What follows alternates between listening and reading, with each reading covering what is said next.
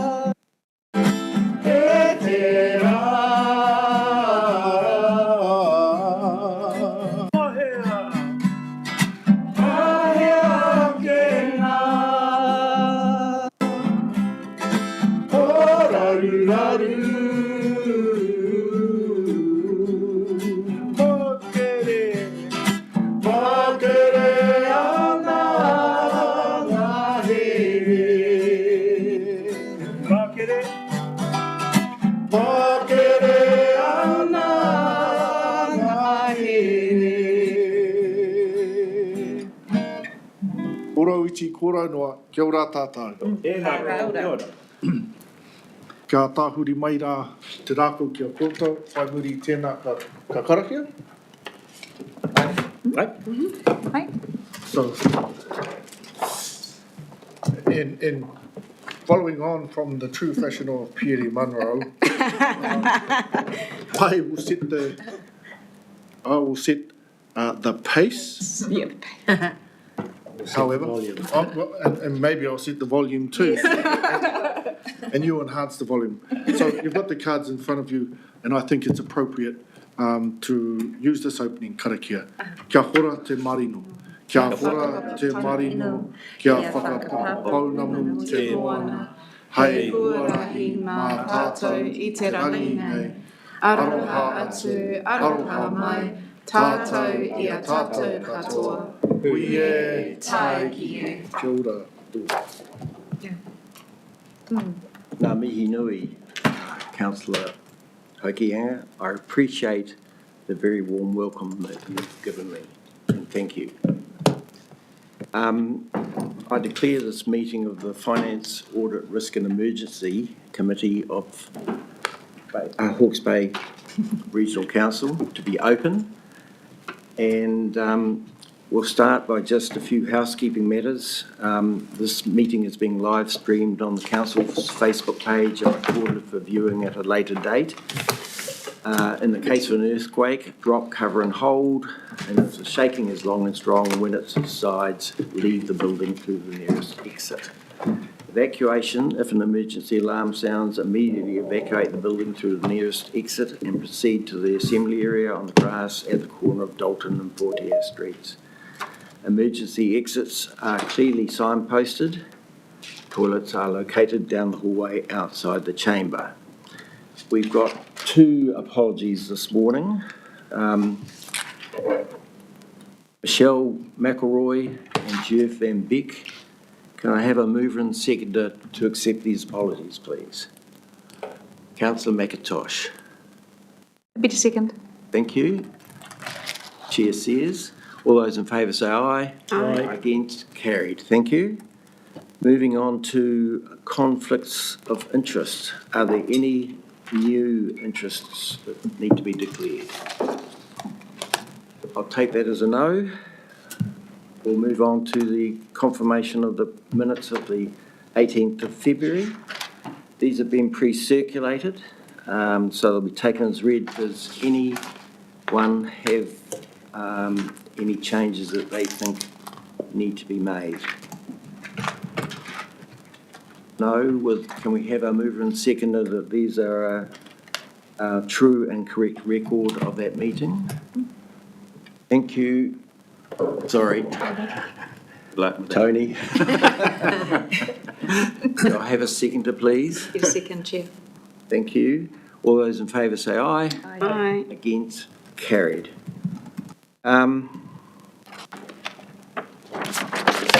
Which brings us on to item 4.1, the introduction and operating environment update. It's me. Thank you, Pip. Kia ora, councillors. Good morning. I wanted to bring this paper today because I think it's really important that whilst you will be very well versed in the themes within, I think they're important to reiterate because there is so much shaping the work that we do at the moment that we don't have control over. And I thought it was a worthwhile exercise taking that step back and really looking at the macro environment that's currently influencing us, then narrowing down that view into a Hawke's Bay context and then into a Hawke's Bay Regional Council context. And really at that broader macro view, the key themes that are shaping our world at the moment are the obvious geopolitical instability occurring across the world, which is impacting fuel supply, fuel prices, supply chain, geopolitical instability, impacting further on inflationary pressure. There's obviously the rapid acceleration on adoption of artificial intelligence, which is impacting energy. It's impacting our workforce, and we've seen announcements yesterday from the government, a direct implication of that. And we're also seeing increasing frequency and severity of extreme weather and climate-related events. And I thought it was interesting when the World Economic Forum Global Risk Survey came out for 2025 and 2026. And I thought you might be interested to note that their top 3 long-term global risks over the next 10 years are extreme weather events, biodiversity loss and ecosystem collapse, and critical changes to the Earth's systems. And when you think about the work that we do at this organisation, they are directly relevant to those risks that we are seeing emerge at a global level and which top the list of concerns of global leaders and of politicians and global business leaders.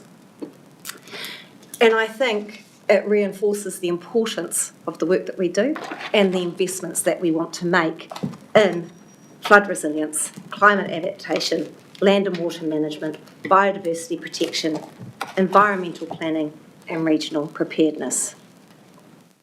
So if you take that global view and we narrow our context down to the New Zealand context, we had early indications of an economic recovery. However, the broader conditions of our economy do remain fragile. There are ongoing pressures on cost of living. There are pressures on central and local government finances. We live in an age of heightened public scrutiny over the decisions that we make and the money that we spend. Infrastructure affordability is an ongoing concern, and there's increasing focus on energy security and, in particular, generation capacity.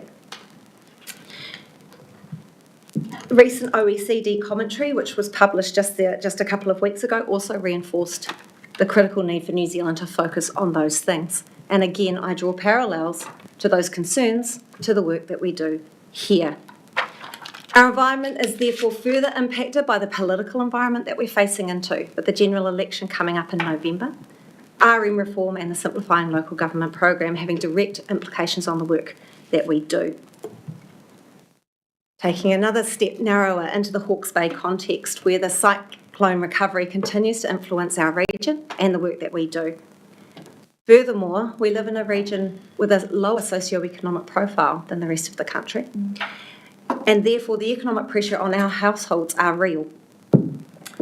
We continue to focus on flood resilience, water security and climate adaptation as long-term critical regional priorities. And transport and roading investment remain a significant regional issue to remain connections of people and goods and for our economic prosperity. The importance of central government funding programs and co-investment arrangements are critical to the ongoing viability of our big projects. And the progression of regional projects such as spatial planning do reflect the increasing need to coordinate across the region.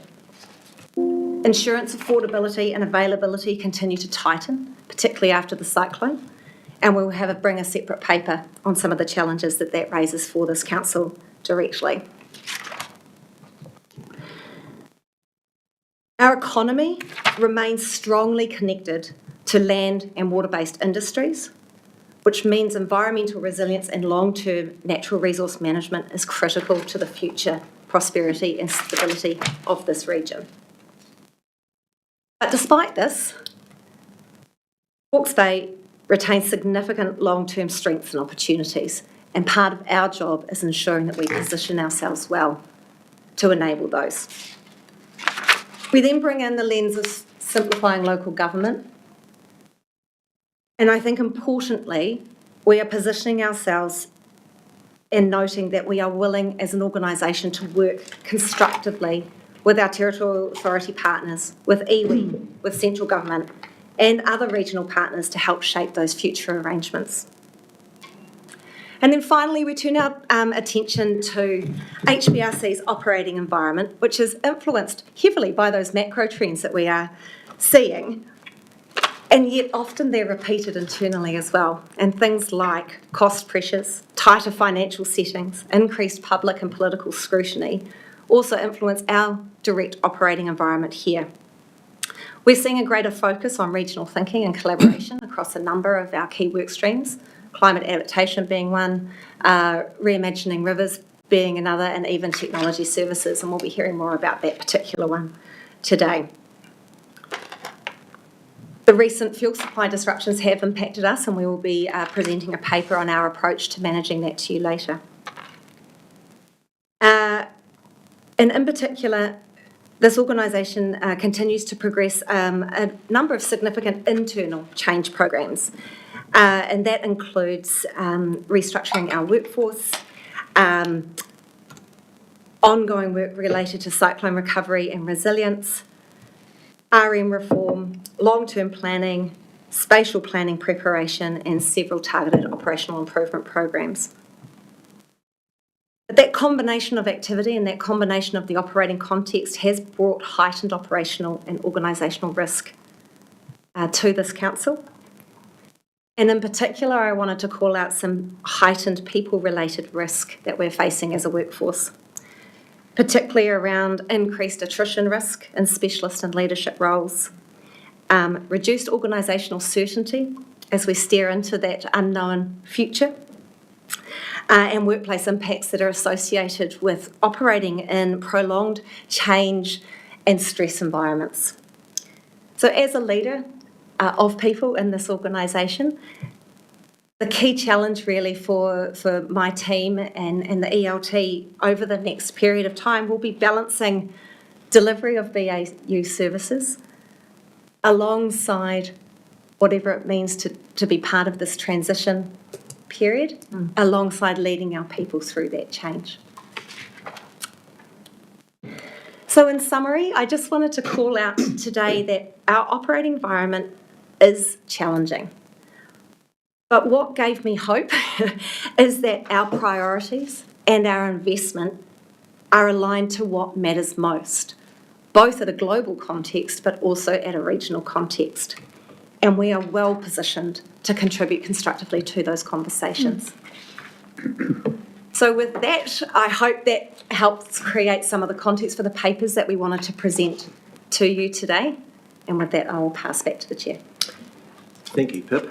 Do any committee members have any questions of Pip?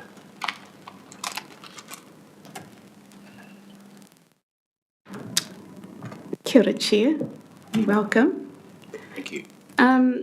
Thanks, Pip. It provides quite a broad picture that you can pick at. Heaps of things in there. I guess my question is around our regional collaboration, moving into a new system of RM reform and local reorganisation. And it talks to our partnerships with iwi, but we know they're PSGEs when we talk about who our treaty partners are in the Hawke's Bay context. So, Graham, there's 9 PSGEs that we have strong relationships with, especially in another committee, the Regional Planning Committee. So my question really is to the leadership across the table around how those PSGEs are tied into local, regional collaboration for the next phases of reform. Please. Kia ora, koutou councillors.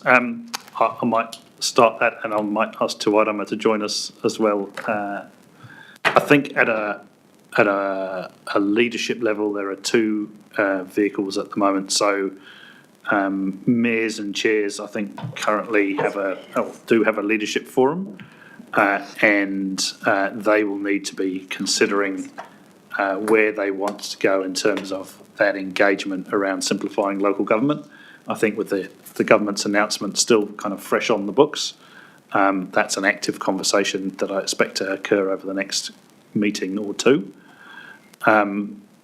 We also have the Matariki Forum set up that involves regional leaders across all of the PSGEs and all of the councils, and there is an active conversation there about what the future is going to look like.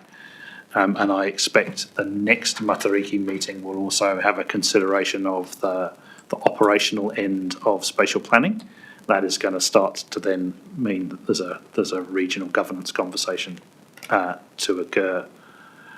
I think the other piece of work that I'm aware of that's going on, which is really important, is that through Te Kupenga So that's the collective of Te Wairama equivalents across all the councils, are bundling together what are all of the various treaty obligations that councils have at this stage, because that is going to be a key piece of work to take into local government reorganisation, so that those obligations are upheld in whatever the new structure is. So that's a brief summary through you, Chair, of where we're at. Happy to. Thank you. Thank you. Just a part B to that, if you indulge me. The Head Start program that has been announced recently, last week or week before, is the intention for the Mayoral Forum to start working on what our region would put forward? I might ask the Chair to comment on that, as it's a governance forum. Yeah, thank you. The Head Start program, as you know, really has put the challenge to territorial authorities to make a decision if two or more of them, or majority, wish to pursue the Head Start program. So that is a conversation that is live for the mayors of the district. And we have, I would expect at our next mayoral forum, there would be an update to me and to the others as to where they're at in that process. We don't have a direct or leadership role or part really of that conversation until those mayors have made a decision if they want to step into it. So I would expect to know more about that next week. Okay, thank you. Thank you. Any further questions? Thompson. Thank you, Chair. Sorry, through you, Chair, before. Just touching on some of the earlier comments made, and to acknowledge that the Te Kupenga collective of our Māori partnerships across the region is a really strong group and collective that helps provide support to staff across the region.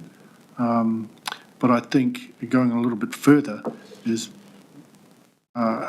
measuring some of the progress at a governance level in terms of our regional planning committee, or the iwi themselves. What Councillor Ormsby said is that in the Hawke's Bay context, iwi is referred to as our post-settlement entities, and with 9 of those, it would be good to understand what the risks might be to ensure that the post-settlement entities, or mana whenua, are visible right throughout some of that simplifying local government. Yeah. And if you can see any visible risks right now, and I don't know who can answer that, as we transition into that phase. Oh, right in the thick of it, actually. Through you, Chair. I think maybe call it a risk, but the huge value that this council brings to the discussion is that we're the only entity that has a pan-regional view. So we meet with all of those post-settlement governance entities formally through the RPC. We also engage directly with each of those PSGEs on a number of matters.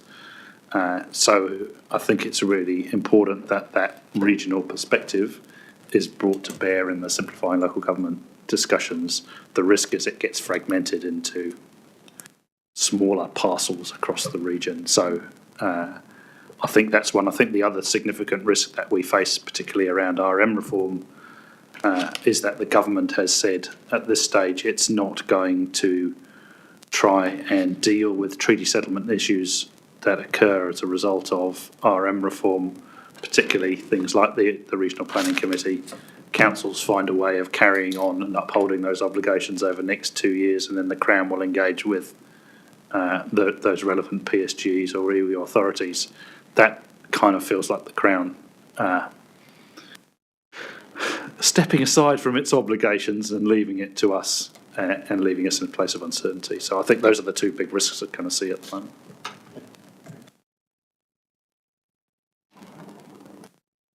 I thought that was a really good summary, thanks. But this might seem a bit left field, actually, but we've got a good focus on flood resilience at the moment for obvious reasons. We've got that fairly gnarly problem offshore here in the Hikarangi fault line, and the consequences of that are quite significant if that pops. And so there's not a lot we can do about that as far as our preparedness is concerned, but our work responsibility or whatever in respect of that. So does that really all just come under civil defence? And because there's not a lot a council can do about an earthquake? I think, thanks, Jock. We have a, speak up. Our responsibility in an event, be it earthquake or some other natural disaster, but it applies equally to earthquake, is to ensure that we stand up our business continuity plan for functions that need to remain operational for council, and to provide staff to CDEM in their emergency response activities.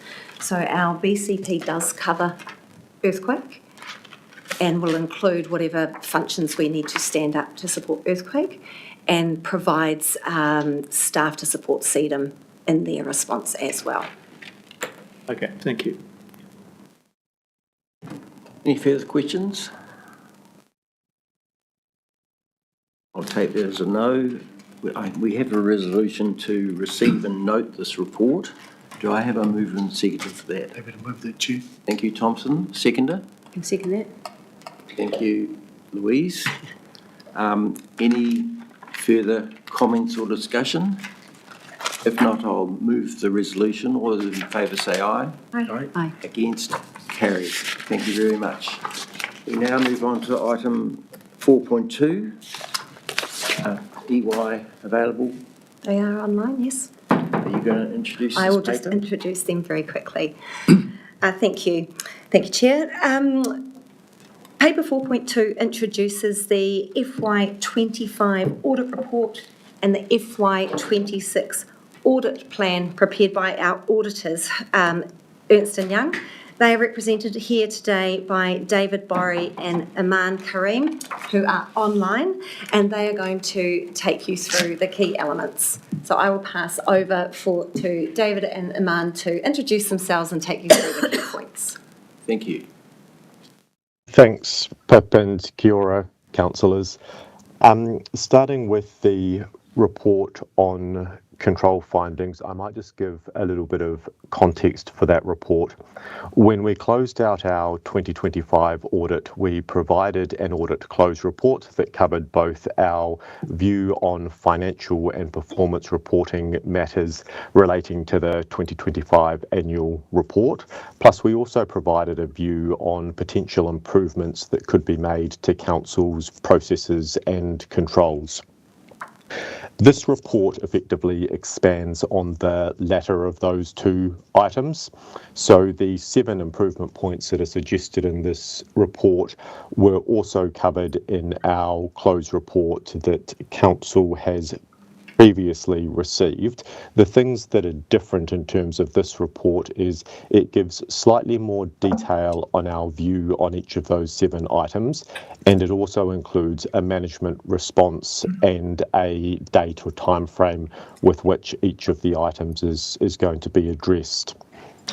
The only other points I'd make on this report are just noting there are no high-risk findings that have been included in the report, and secondly that we've got good engagement with the team around moving these items forward. But I might stop there before I move on to the plan for 2026 and just check if the committee has any questions on the report on control findings specifically. Committee, any questions of David on their closeout report? I do. David, I was intrigued by the comments about sensitive expenditure you saw as not being higher risk than low. My understanding is sensitive expenditure has no materiality, and so by deduction that means everything's material. Would you like to explain that, please?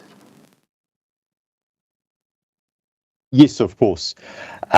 So I think, to your point, there is definitely a lower materiality threshold for sensitive expenditure. I think in these particular circumstances, the reason that it is low will be the fact that it was only 2 instances that were identified. It'll be the nature of those instances and then also the consideration of mitigating circumstances.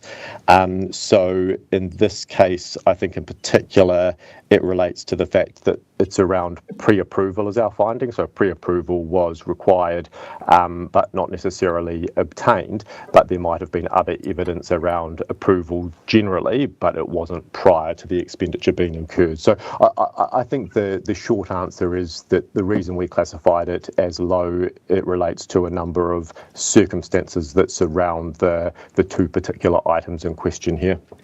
There was one other instance, I think, was about the one-up approval. And sorry, I'll just find... H128. Yeah, thank you. And again, I think that's of a similar nature. So the finding there isn't pervasive. It relates to one particular item that was observed in that space.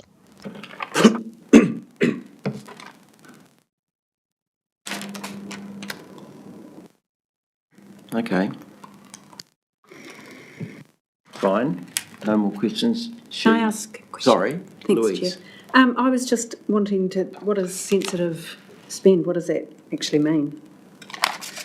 Yeah, and I think in the most succinct way, it is spend where there could either be personal benefit for an individual or that it could be perceived that there could be personal benefit for an individual.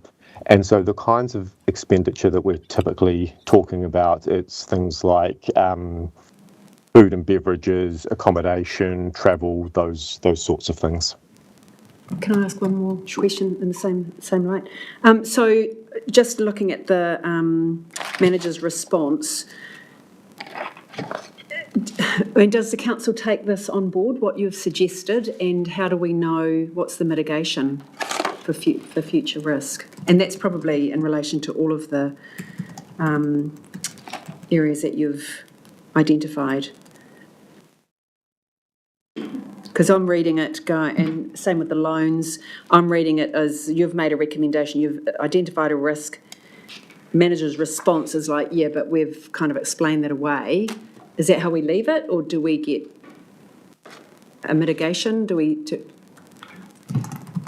Thanks, Pat. Thanks, Louise. I think with the sensitive expenditure, we do have a policy in place, and in one of those cases, the one-up approval wasn't followed correctly, so there's been some training put in place and also another check put in place within the system to make sure that that workflow is occurring. With the use of a P card, we've also had to put in place another check and balance, so that has been done to address this for future. Okay, I just wondered if that should be in here. I can speak to the team and get them to be probably more fulsome with their response there. And I guess that I'm talking about all of the items that Ernst & Young have identified.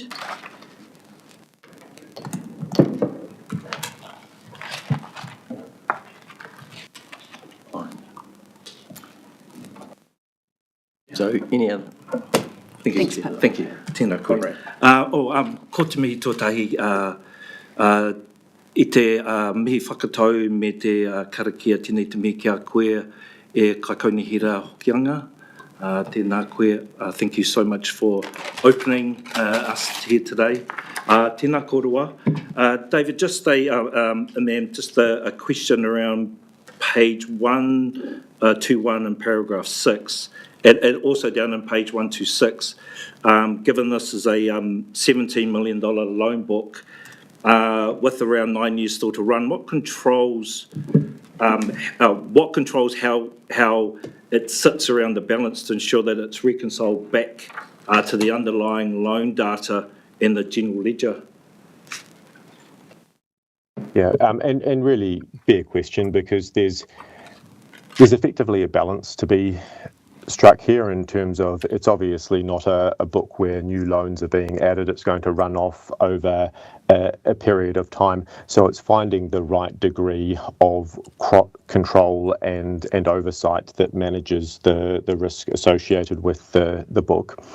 As a starting point from a financial reporting or an audit lens, we do see this at a minimum reconciled on an annual basis, and it may well be reconciled more frequently than that. I think some of our questions were more around assumptions that were made in doing that in terms of the underlying information, and the key controls in that space are really around having a good process in place and review of the work that people are doing in this space. Kia ora. If there are no more questions from the committee, can we move on to the audit plan, please? Yes, absolutely. And I might start by just making a couple of contextual comments. To develop the audit plan, we've worked with the management team to come up with a plan that is most suitable for the 2026 audit. Would also acknowledge, and in part this goes to the comments that Pip made previously, there is a lot of change going on in the local government space, and this is across the country, and whilst that might not directly impact our 2026 audit approach, we are really cognizant of a number of those things and staying in touch with the management team on those where there is the chance that they might have an impact in some way, shape or form around the 2026 financial statements or service performance, even if that is only through effectively a disclosure type lens and acknowledging those things are ongoing and where they're at. In terms of our areas of audit focus, they're covered in our executive summary in the top left. So I'm looking at page 3 of our audit plan. And those are broadly consistent with the areas of audit focus we had for the previous year.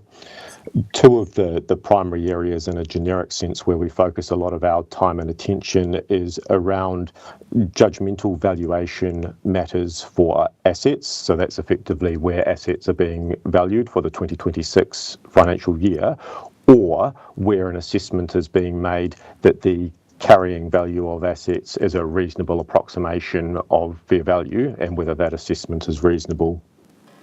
The other generic area where we place a reasonably large amount of focus is areas where there are high transaction flows. So in this space, thinking about expenditure in particular, and then also areas like rates where there are effectively very specific considerations to do with how legislation applies.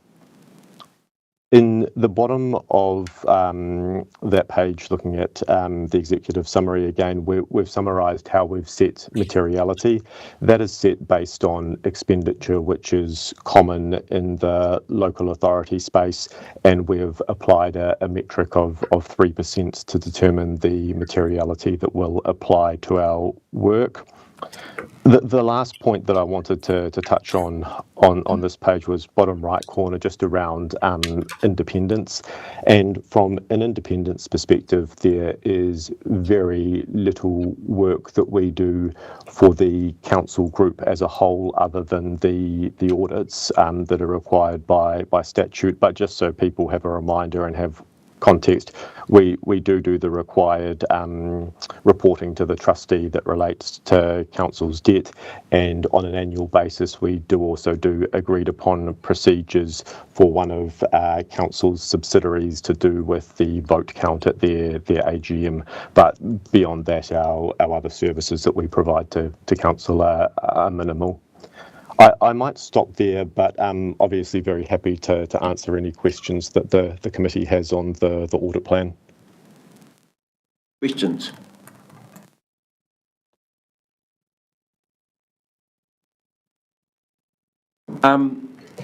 David, this is a new council, a new committee, and a new chair. I just thought I'd take the opportunity to say to you, I believe this committee would like no surprises. So if at any time there is anything that you think I need to be made aware of, please get in touch with me directly. Make sure that my contact details are sent to you.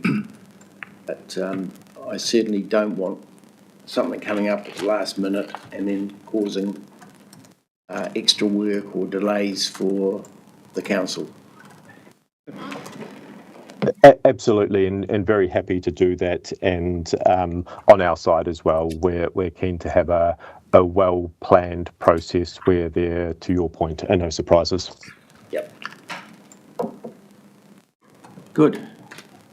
Any questions from the committee? If not, can I have a mover and seconder for the resolution to receive? And, oh no, there's one more thing. We were going to do some committee-only time with you, seeing this is a new committee. So if we could just, I think we've got enough time to ask management to leave, and we can just have a very brief committee-only time with the auditors. Thank you. Does that include me? So is that camera off? No, you have to go, I'm sorry. No, that's been enough. I've just wanted But to check. It looks like it. You need to cut off the recording. Yes. Oh, yes, yes, she's cutting off. Yep.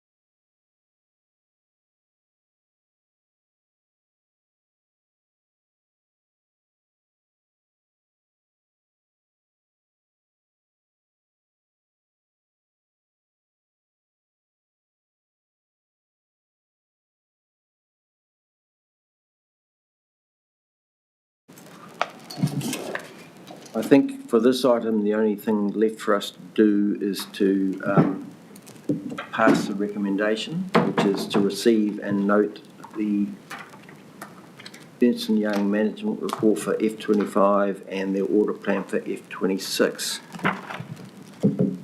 Have a move and seconder, please. Thank you, Tony.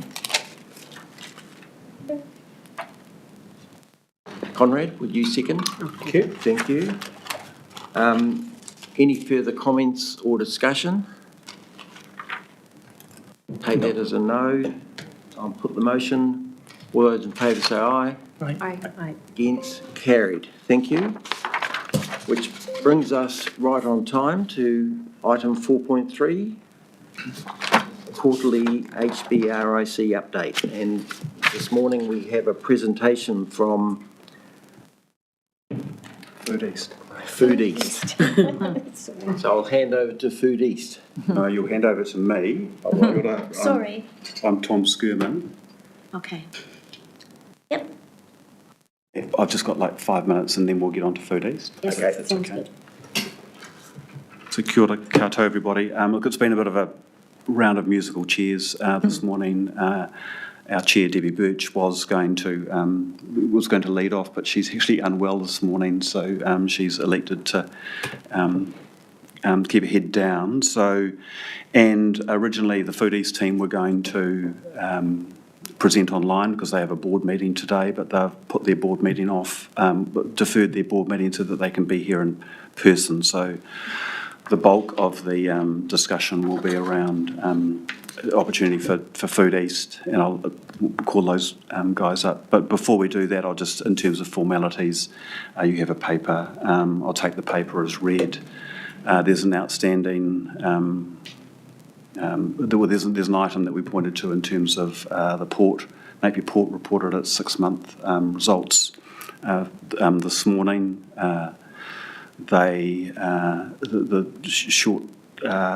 The short summary is that they've posted a good result. Their interim dividend has come in slightly higher than our expectation.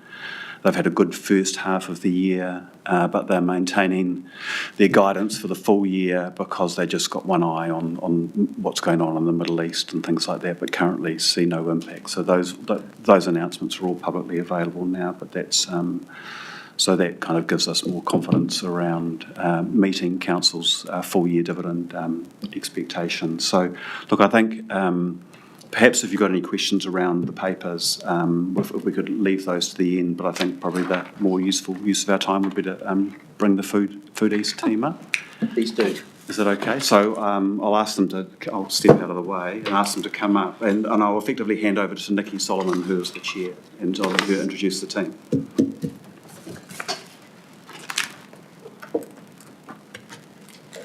Thanks, Tom. Kia ora koutou. For those who don't know me, I'm Nikki Solomon. I'm the chair of the board of Food East Tomako. And just a quick introduction, Michael Bassett-Foss, who I think many of you know, is our CE. Tony Gray is HDC's appointee to the board, and Richard Churcliffe and I are HBRIC's appointees. So we have a short presentation. And really, we just thank you so much for making the time to host us, and we're open to questions and discussion, probably more meaningful than the slides, but just to give you a bit of context for those who haven't been on the journey. Tony's been on the journey from the get-go, so all hard questions to Tony. But so I can, meanwhile, just I'll just talk to what will be on the slides when we get them.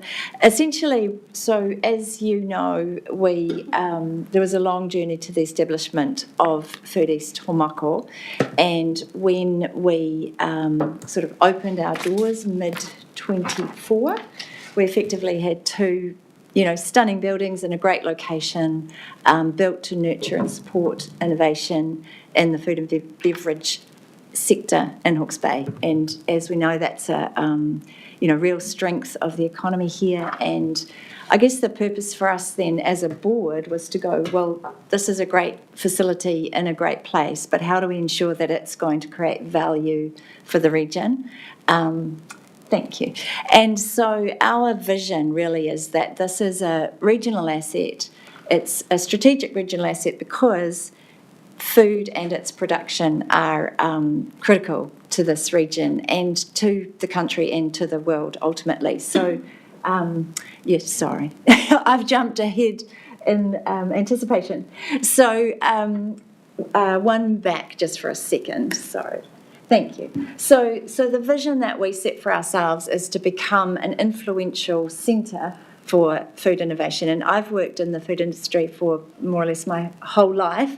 And, we're constantly talking about moving from volume to value and not exporting the value. And I think that's really the purpose of this facility, is to nurture the keeping the value in the region. And obviously the recent announcements about the retrenchment of McCain's and Heinz Waddies just speak to what we need to be about is growing that next generation. Where are those next Heinz Waddies coming from? How do we nurture that next wave of innovative businesses that want to stay in Hawke's Bay? So jump in, anybody at any time. So next slide, please. Just a quick intro. We've been incredibly fortunate to secure an amazing team, Michael, Rachel Campbell and Mel Birdsall, who do a lot with a little. Mel and Rachel are part-time, and it's, when you see what we've done, or what they've done, I think the single most genius thing we managed to do is get a great team. And equally, the board, Christy Campbell has left. She had family commitments that meant she could not stay with us, but you've met the three of us, and Ashley Gilmore is our other board member.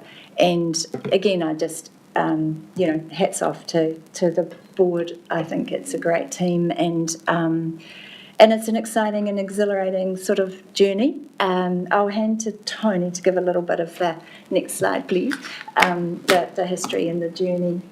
Thank you for that, Nikki. Yes, I've been on this journey for quite some time, probably about 8 or 9 years, basically, with it. We are a CCTO, so we need to be, commercially successful, but at the same time sort of meet our innovation mandate. The total project cost when we set it up was $18 million, funded by $12 million from a grant from the Provincial Growth Fund, which sort of abates, if you like, over a 6-year period. The shareholders are clearly HBRIC, which are 67%, which I was certainly really grateful for at the time. Hastings District Council and Progressive Meats Limited have taken the balance. A good sort of PPP type partnership, which works pretty well. Key is that we must be financially sustainable. So you've always got this sort of conflict, if you like, between having to make money on this side of the fence, if you like, and also at the same time carry out our innovation mandate, which Nikki's talked about basically, which is required as part of our funding agreement. So the board are constantly balancing that and are focused on, obviously, the ensuring that we do become financially sustainable, or as best we can. We must, as I mentioned, nurture innovation, and that is part of the mandate of the $12 million from the Crown. Slide. Can you do this one? Yep. This gives a bit of a history, basically, about where this whole thing started. And you can see right there, way back in 2018, we did a feasibility study and produced a document, probably this thick, which was funded partly by local partners, but also by the PGF. I was involved in all of that way back in 2018. We commenced construction in 2021, and it probably took us a year to actually put the funding in place, and that was quite challenging. But as I say, we were really grateful that Hawke's Bay Regional Investment Company came in as a partner. In 2024, as Nikki's already talked about, that's when we actually opened the doors for business, basically. So we haven't been going that long when you think about it, and I think when Michael talks about what we've done basically with it since then, it's quite incredible with the resource we've got about what we've actually achieved within that short space of time. The other key milestones here, you can see some of the programs which Michael also touch on, I think. We had the official opening in December 2024. Shane Jones opened it with NIWE Timona, and we've had a number of other programs that are running there which the Ag Tech Summit, the Fermentation Summit, which Michael will touch on, and some tech stuff, as well. So that's sort of where we are. It's been a long journey. 8 years or thereabouts, basically, to get where we are.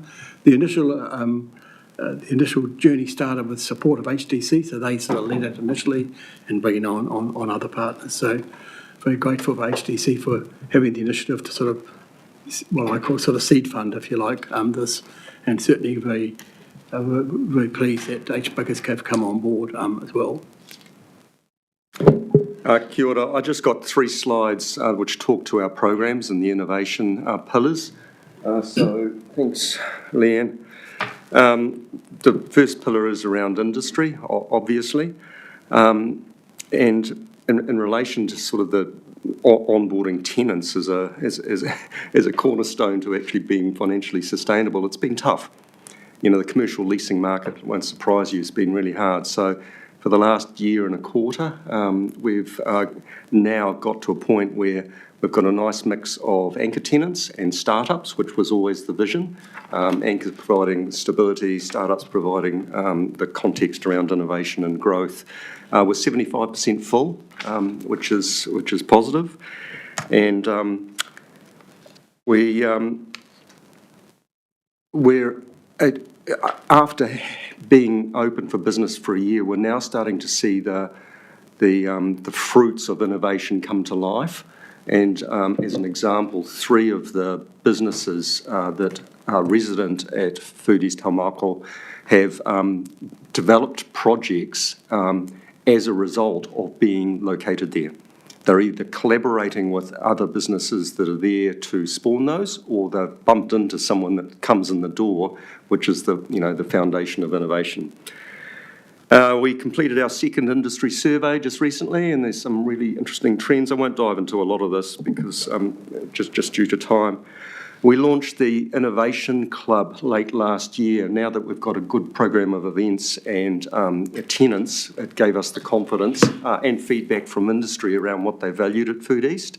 And not only does it provide revenue for us to drive the innovation program, but they get value through access to facilities, attendance at events, networking opportunities, and leadership development and other programs. So it's a two-way mutual partnership.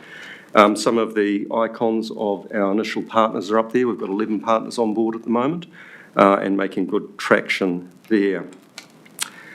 We are working in the sustainability space. We've got 80 industry companies on our database, and that's where we overlap with HBRC's programs of work quite often, land management and land use change, water management, and we deal with a lot of the same stakeholders and exist in the same ecosystem around driving food production and resilience across Hawke's Bay.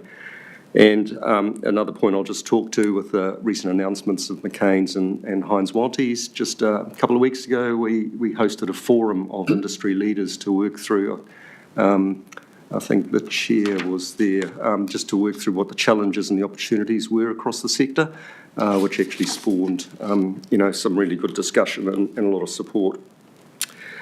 So just next slide. The second pillar I'll talk to is capital.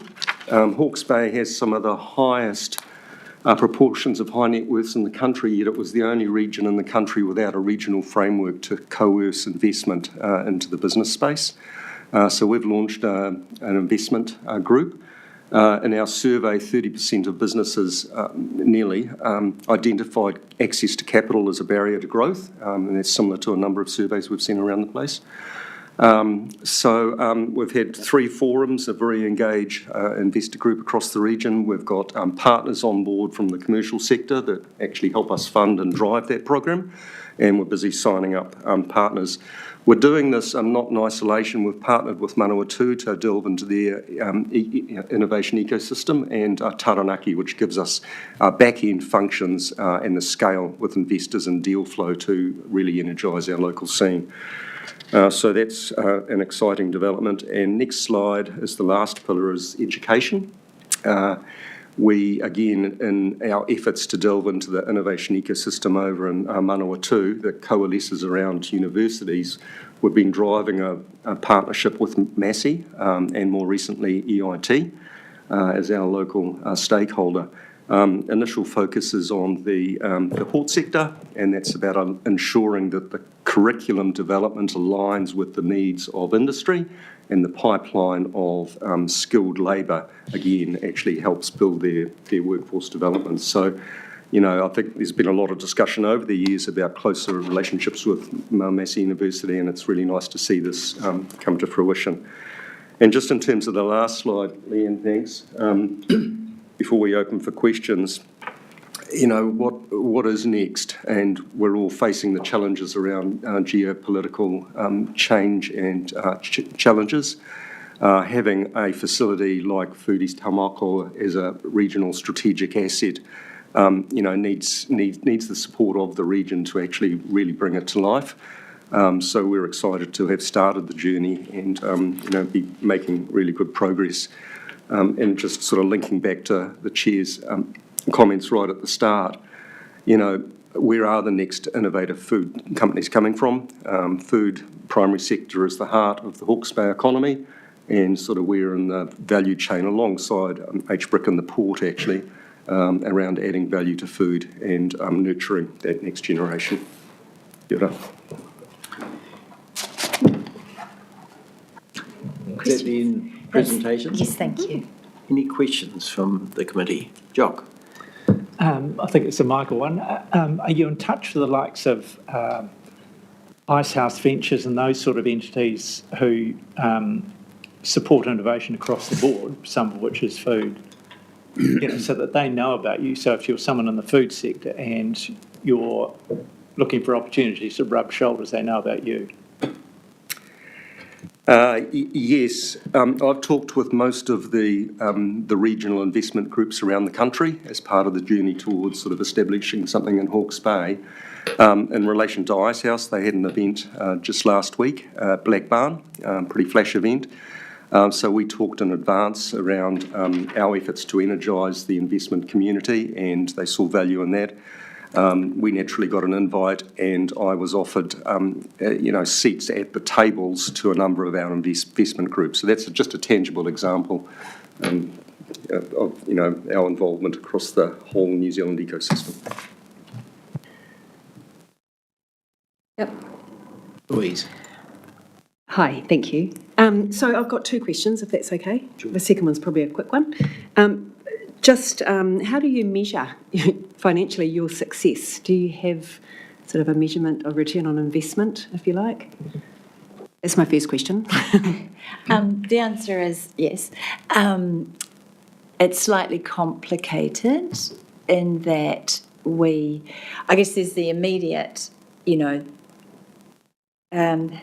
so the context is that as Tony said, the Kanoa grant is forgiven over a period of years. Mm-hmm. So effectively, our commercial success is two-pronged, washing our face on the daily and essentially fulfilling that innovation mandate to the point at which that debt is forgiven, if that makes sense. So we have a bunch of metrics, both financial and innovation related, because you can't do one without the other, if that makes sense. If we were to just focus solely on the commercial and not do the innovation, we would effectively jeopardise the Kanoa grant. I don't know, Tony, do you want to add? Yeah, no, well, it's a balancing act basically between the two, and I could say that you know, the board are very much focused every board meeting basically on our sort of commercial program, basically looking at where we can find funds to not only just fund day-to-day operations, but to also fund, if you like, the innovation program as well, because that costs money. Yeah, and as a CCTO, we've got a statement of intent that gets signed off by our shareholders, and you can't produce innovation outcomes from day one. You know, they take time to evolve, sometimes 3 to 5 years. But now that we're over a year deep, the statement of intent does have measures around value created by innovation. Initially, it was just around the number of events and people we had through the door, and now they're about seeing the benefits from tangible projects that are Which I guess is coming my out. question, really. Yeah, exactly. Yeah. The other question too was just in regards to political lobbying. Is that part of your mandate? As in at national level, Yes. you're thinking? Yeah. I think the answer is it part of our mandate? Couldn't comment, but Mandate's probably the wrong would it be word. wise to be influential? Yes. I think the challenge that we have is we're really lean, so we're mindful of the fact that Michael has a lot to do. Richard and I are both currently in Wellington, and I think Richard had Shane Jones on speed dial for a while. But I think you raise you raise a really good point in terms of it's something we do. We have an active stakeholder management plan. But do I think we could do better in that space? Yes, probably. It's just kind of time is our real challenge. But yeah, I think it is something we need to probably keep coming back to. I'd probably add to that it's we see that as less of a mandate than something we absolutely have to engage with. But it's actually beyond political lobbying. So I think there are certain things that you want to be front and centre for in Wellington at a national level, and there are some things that you need to be doing outside of that political sphere. So one of those things for us is finding a way for us to be very much front and centre in coalescing the commercial crowd across the country who are interested in both investment in and the future of food and food innovation from Aotearoa. And so there are several kind of parallel conversations going on with a whole bunch of people that stem from a conference last year, and so we're just trying to have parallel processing, if you like, so we can kind of get out and be clear about what we stand for, what we think we can achieve, and how we can be a part of that, but also, coalesce more New Zealanders into the idea that we've got to be involved in food innovation. Yeah, and I guess just off the top of my head as you're speaking, I'm thinking of the investment opportunities that the government is currently trying to bring into New Zealand. Are you grabbing onto those sort of opportunities for them to come to Hawke's Bay? Yeah. For example. It's really part of our space, isn't it? Yeah, and we do try to keep well connected with our local MPs, as well. So it's just sort of multi-pronged. But we are really open to suggestions, connections, help, support, any suggestions or things you think we could do better. We're really keen to hear. I just think what you're doing, it's important for our region, really important, so that we're not, Watties Hines is, being reactive rather than proactive because they're gone and it's too late. Yeah, exactly right. Yeah, which is why this is such a great, visionary investment on behalf of the region to try to get ahead of that. Absolutely. Yeah. I mean, I use the term that we are what I call a regional strategic asset, and it's more and more important as days go by. You can see that, Absolutely. Yes, and it's early days, I understand that too. Can you give us some more details about that $12 million loan that you've got? Over what period is that being amortised or forgiven?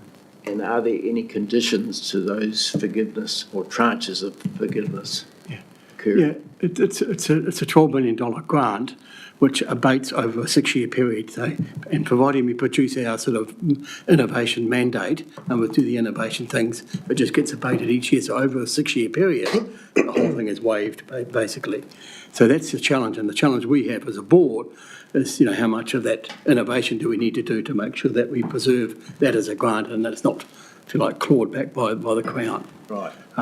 But it's, we've found Kanoa, and I've worked with Kanoa, a number of other projects, found them very accommodating, very understanding and very supportive of this project.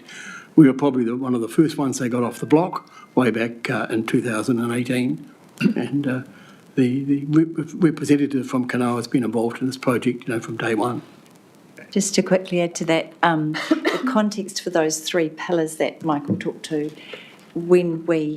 because innovation is one of those words, but like sustainability, what does that actually mean? So we sat down with Kanoa last year and said, what do you mean? What did you mean? What do you intend? And so those three pillars came from that discussion: industry, capital, and education. So that's really helped us in terms of, to your point, fulfilling what their expectations. That helps us structure our activities to ensure that we fulfil that mandate. There are no formal covenants as such. No. Which again was why it was important to have that conversation for clarity, so that we didn't come up against it in a year's time. Oh no, we meant something completely different. So that I think we feel quite comfortable now with that clarity. I think the other point really, it's not termed as a loan, it's termed as a grant with the ability to claw back, if you like, if you don't actually deliver under the contract. So it must be a conditional grant then. Well, sort of. We need to deliver what it says in terms of innovation, and what Nikki has been talking about is that we've now refined, if you like, the areas that they're looking for, and we're making sure as a board that that's what we focus on and that's what we report back to Kanoa. It helps them too, There's an annual sort of formal reporting which kicked in last year. That was the impetus for the discussion, actually. We'd been running for a year. So then sort of that formal process by which they agree that we're doing what they want us to do, and then that set us up well for an annual cycle. Any further questions? Neil? Yes, thank you, Chairman. I just wanted to clarify for councillors really the position of HBRIC as the cornerstone shareholder of Food East is that HBRIC does not have an innovation mandate from council. We're very happy to have wonderful tenants and activity that Food East participates in. However, the bottom line is achieving those financial returns which we've established with our if you like, our direction to Food East. That's to achieve our baseline benchmark for the return on that investment. And you inquired about the nature of the contract and the loan from central government.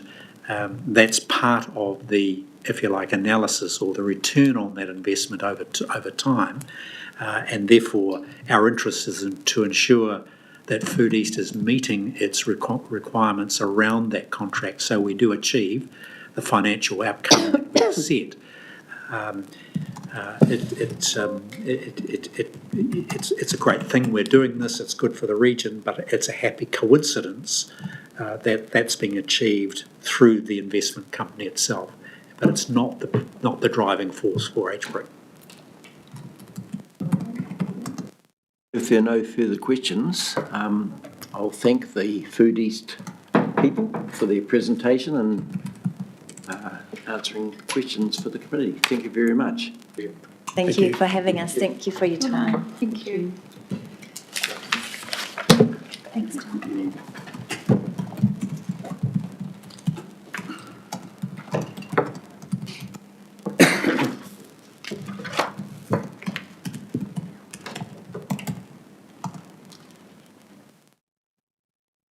Right, are there any, or Tom, do you want to say anything further in support of the paper?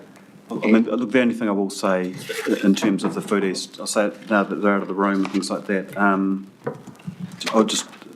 they're a great board.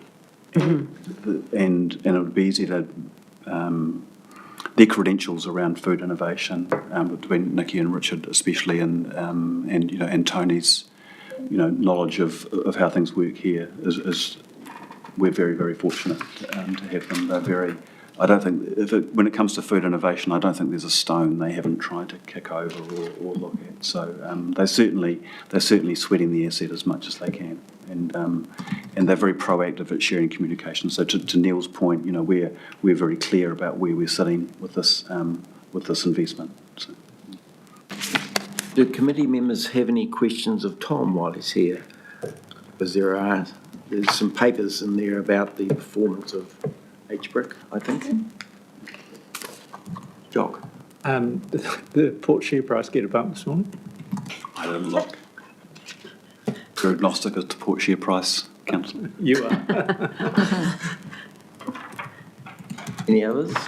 Not a question, but I've been going along to HBRIC and it's a fantastic place with some great minds, and it's a pleasure to have this asset in Hawke's Bay. I went to your food waste one and I'm looking forward to your next one on the 28th. The Food East one. Your Food East one, yeah. Yeah, I'm lucky. I've got a desk there. I work there, and so I see the activity day to day, and they're working hard. If there are no further questions, could I have a mover and a seconder to receive and note this report? To move. Thank you, Sophie. A second. Thank you, Louise. Any other comments or discussion? If not, I'll put the motion. All those in favour say aye. Aye. Aye. Against?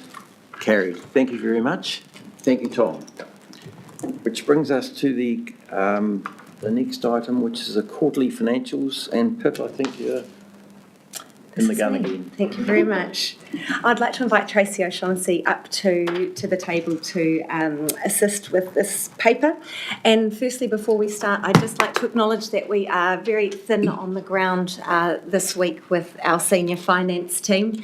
We have our CFO away, and we have our group financial accountant off sick, and also Megan, our senior business partner, away sick as well. So Tracy and I will do our very best, particularly with regards to paper 4.4. We'll be in a much better place with papers 4.5 and 4.6. But for paper 4.4 in particular, if there are questions that we're unable to answer today, please spare us your grace. We will take those away if we're unable to answer them today, and we'll come back to you. No, yes, I'm looking at you now. So firstly, on paper 4.4, this paper does two things. It firstly provides you with the view of our financials as at the end of Q3 and a forecast through to the end of year.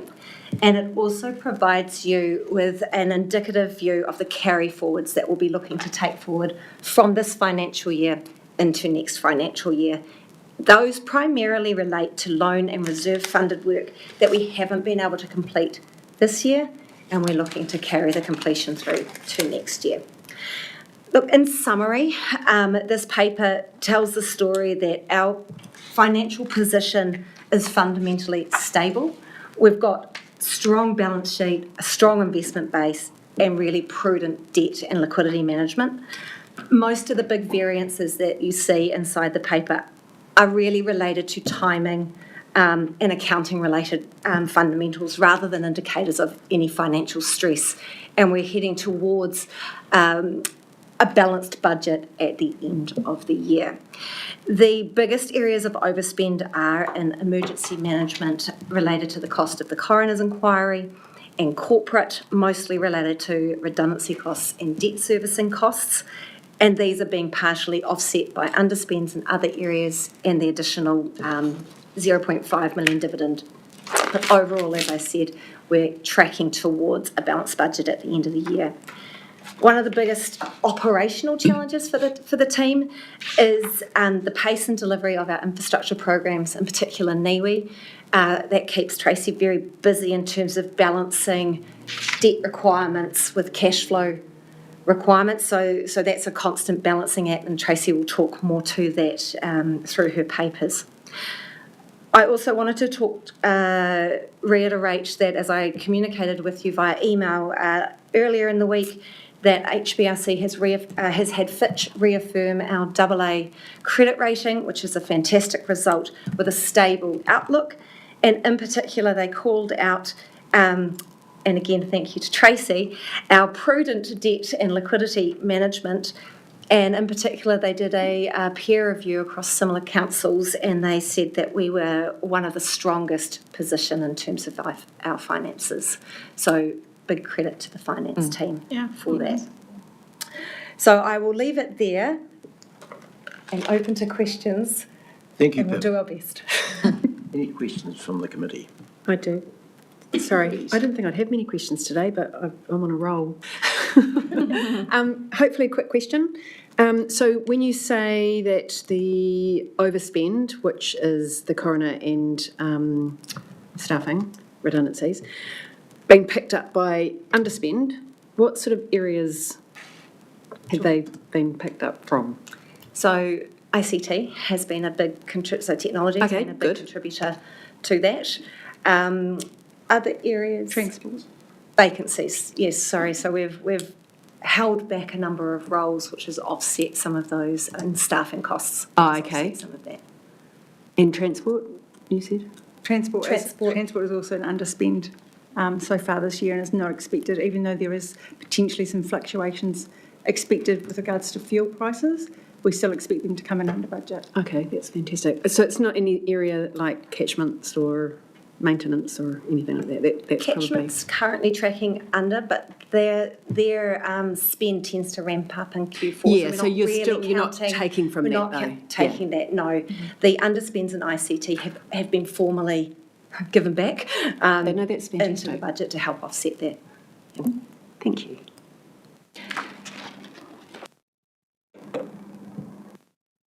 Oh, sorry, Sophie. Thank you. Through you, Chair. Very simple question, just for clarity for the whole room. The regional water security, I think it's 2.2 million. That's 2.5 million. That's simply the money that's already committed to the whana investigations, and that's held for timing, isn't it? Just it doesn't specify that, but it's the clarity that is that. Okay. Is that right? Which paragraph are you at, sorry? If you look at regional water security, sitting in indicative carry forwards. Oh, right. Yep. The 2.5 million? Yes. Yep. You need to come to the... Through you, Chair, that relates to the funding for Central Hawke's Bay Managed Aquifer Recharge as opposed to the Hiratonga Water Storage Project, E2. The entire... Yes. Sorry, through you, Chair, the 2.5 total is all MAR. That's MAR and part of that original regional water security loan drawdown. Yep. Okay, thank you. Thought I knew the answer to the question and I was wrong, Chair. So, there we are. Neil. Thank you, Mr. Chairman.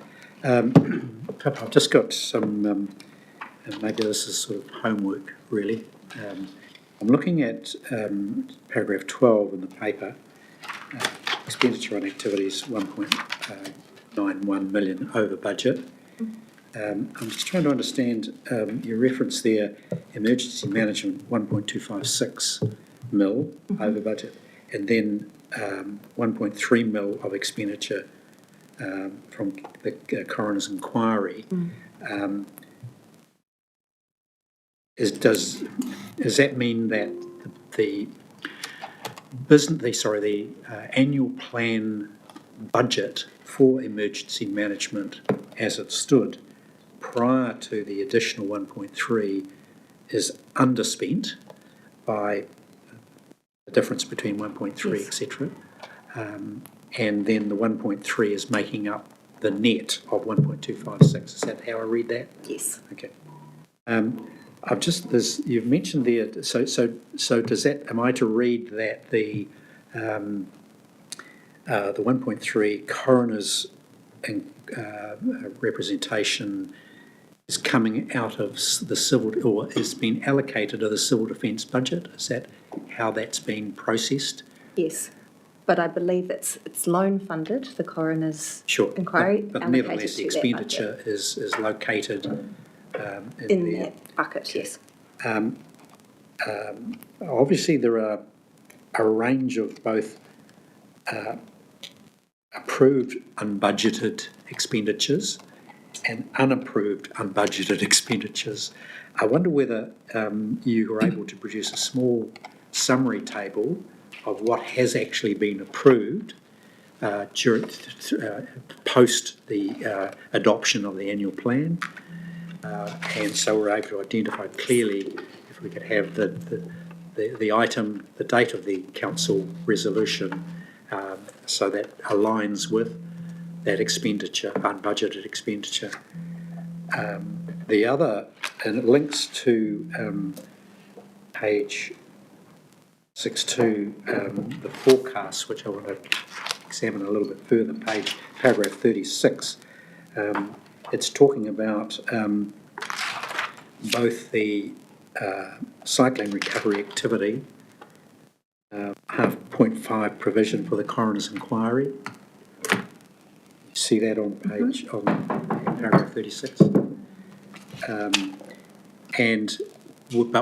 I'd like to point out that we actually haven't approved that expenditure.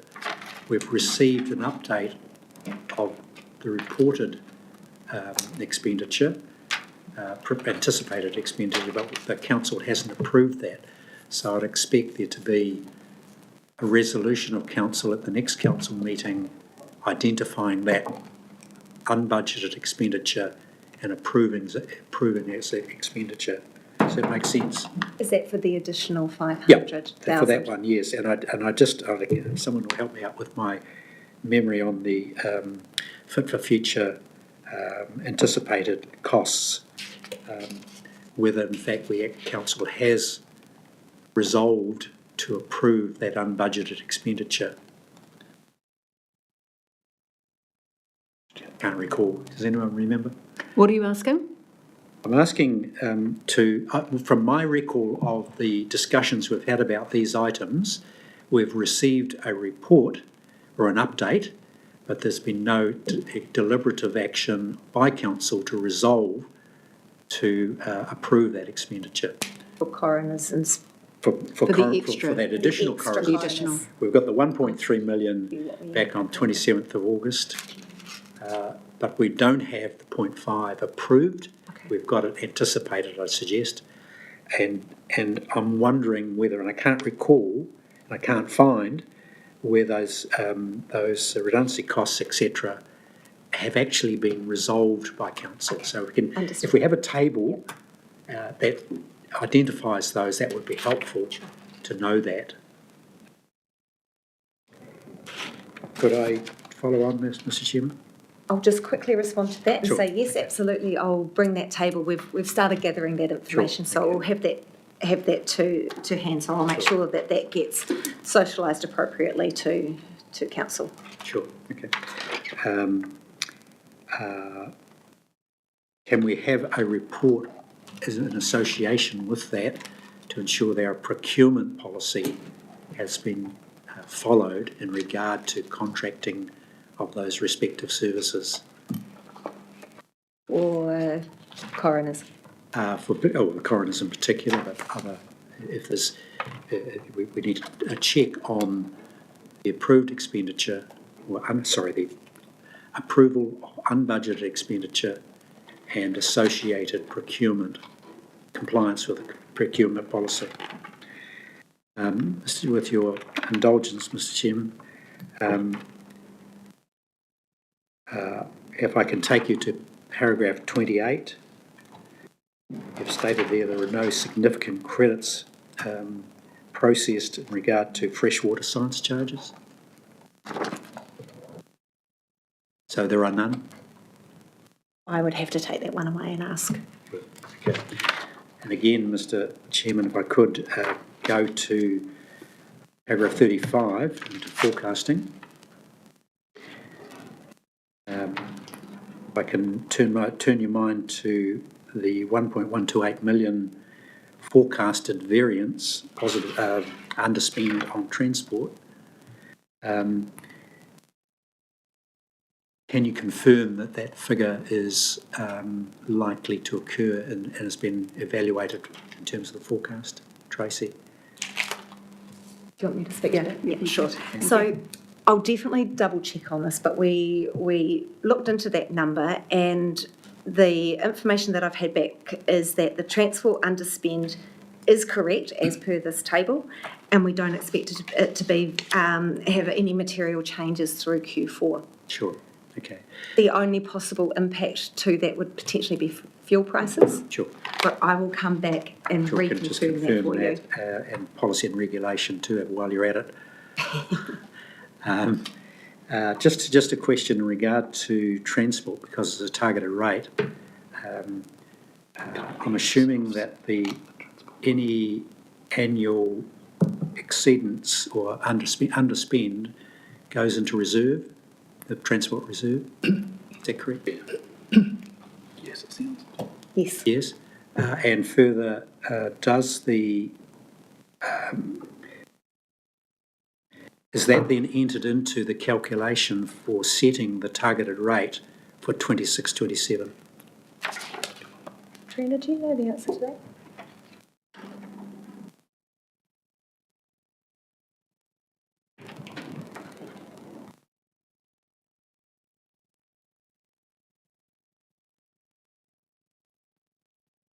Through you, Chair, can I take you back to your previous question? Sorry, there is some information I'm aware of that I need to just clarify. We are anticipating a rather significant jump in indexation in Q4 for transport given diesel costs. So the current under expenditure is unlikely to survive through to the end of the year, particularly given the indexation amount that we're expecting, which is in the quantum about 600,000.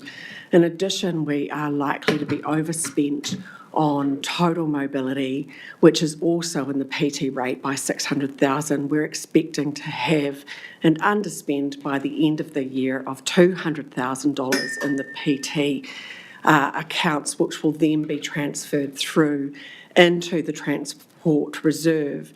Now, the reason it needs to go into the transport reserve, of course, is because it is rated specifically for it as a targeted rate. It's not the general rate. Sorry, I missed your last question. Can you repeat that? It was the calculation of the targeted rate given the underspend going into reserve. So I'd like to speak to that. So the underspend is as a consequence of us going out to contract late when we had originally budgeted in the LTP. We should have been out for contract, in fact, 2 years ago, and those budgets were set on the expectation that we would be lifting the cost because we would be undertaking a new budget. Because of Cyclone Gabrielle and the impacts on this region, we instead sought a 2-year extension to the current contract, which gave us some favourable contract options for the last 2 years. We are now we are in the middle of those contract negotiations now for the new 9-year contract, and we'll start to see that lift come through when we enter into that new contract. Thank you, that's great. In regard to that response, therefore, do we need to adjust the forecast accordingly? Do we need to reframe the forecast as a Through result? you, Chair, I'll have a look at that with the team. Can I continue, or is there anyone else? How many more have you got? It's to do with the forecast, and I just wanted to understand the two sets of information. One is the forecast, the annual budget reforecast, which is appearing in paragraph 35, and then turning to the statement of comprehensive revenues. Sorry, no, I've got it wrong. The funding impact statement. I'm just trying to reconcile the two sets of information and understand the composition of the funding impact statement for whole of council versus the forecasts appearing in paragraph 35. Those, if you consider that's in the operating line annual budget. I'm seeing in the funding impact statement a total operating funding of 86 million, but in the annual operating budget I'm seeing 102,761. What can you help me explain those two differences in the forecast versus the financial impact statement? So the funding impact statement is based on the the annual plan, the original forecast, it isn't revised, whereas the one that's in the full year forecast on 0.35 is a revised budget. That's more of a rolling forecast of where we expect things to be. So they're basically two different things. That when this report was prepared, the full year forecast is really from a management point of view, breaking it down into each of the divisions, whereas the funding impact statement is more of a financial annual report. And they don't always look like they meet in the middle. It's the same information, but it doesn't always look like it meets that easily. I'm sorry, it's not easy to explain, but it's looking at it from a management point of view versus looking at it from a financial accounting point of view. So they're two different reports, and they are looking at different budgets. I'm pleased there are greater minds in the room than mine. Any other questions from the committee? Louise? Just to pick up on about transport. So just before I asked the question about where was the deficit going to be taken from, and it was ICT, staff deferral and transport. So transport wasn't really one of them at all. I think we need to go back and go back and revise have a look and see if those numbers need to be revised. Okay. Yeah, we've mentioned in the report that basically this is just it's a work in progress. Yeah. And we're still collating all the information together. So, this is our best known information at the time the report was prepared. There are no further questions. Can we have a mover and a seconder to receive and note this report, please? Have a movement, Mr. Chairman. Thank you, Neil. Thank you, Tony. Any other comments or? Yeah, well, thank you, through you, Chair. I just want to just make an actually acknowledgement to the finance team on the clarity of the report. There's a lot of moving parts within that report. You have your operational revenue, expenditure grants, subsidies, investment income, logging recoveries, fair value, losses, NIWE, timing, indicative carried forward.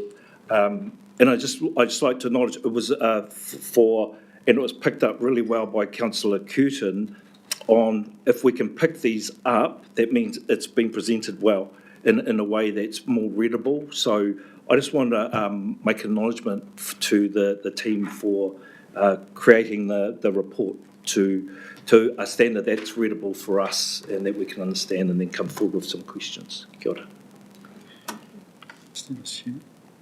Neil. Thank you. I just also want to thank the staff for this. It's been a very difficult time, particularly those carry forwards and the capital spend, etc. So it's been a very tumultuous few years, and we've probably got the next year or two to sort things out as they maturing. So well done to the team for pulling it together. It ain't an easy task whatsoever, and difficult times, lots of staff movements, etc. So well done to the team for getting us here today. Any further? Well, I'll put the motion. All those in favour say aye. Aye. Aye. Against? Carried.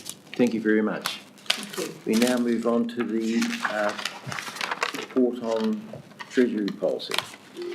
And that's Clifton, Tracy. I will hand directly to Tracy for this one. Thank you.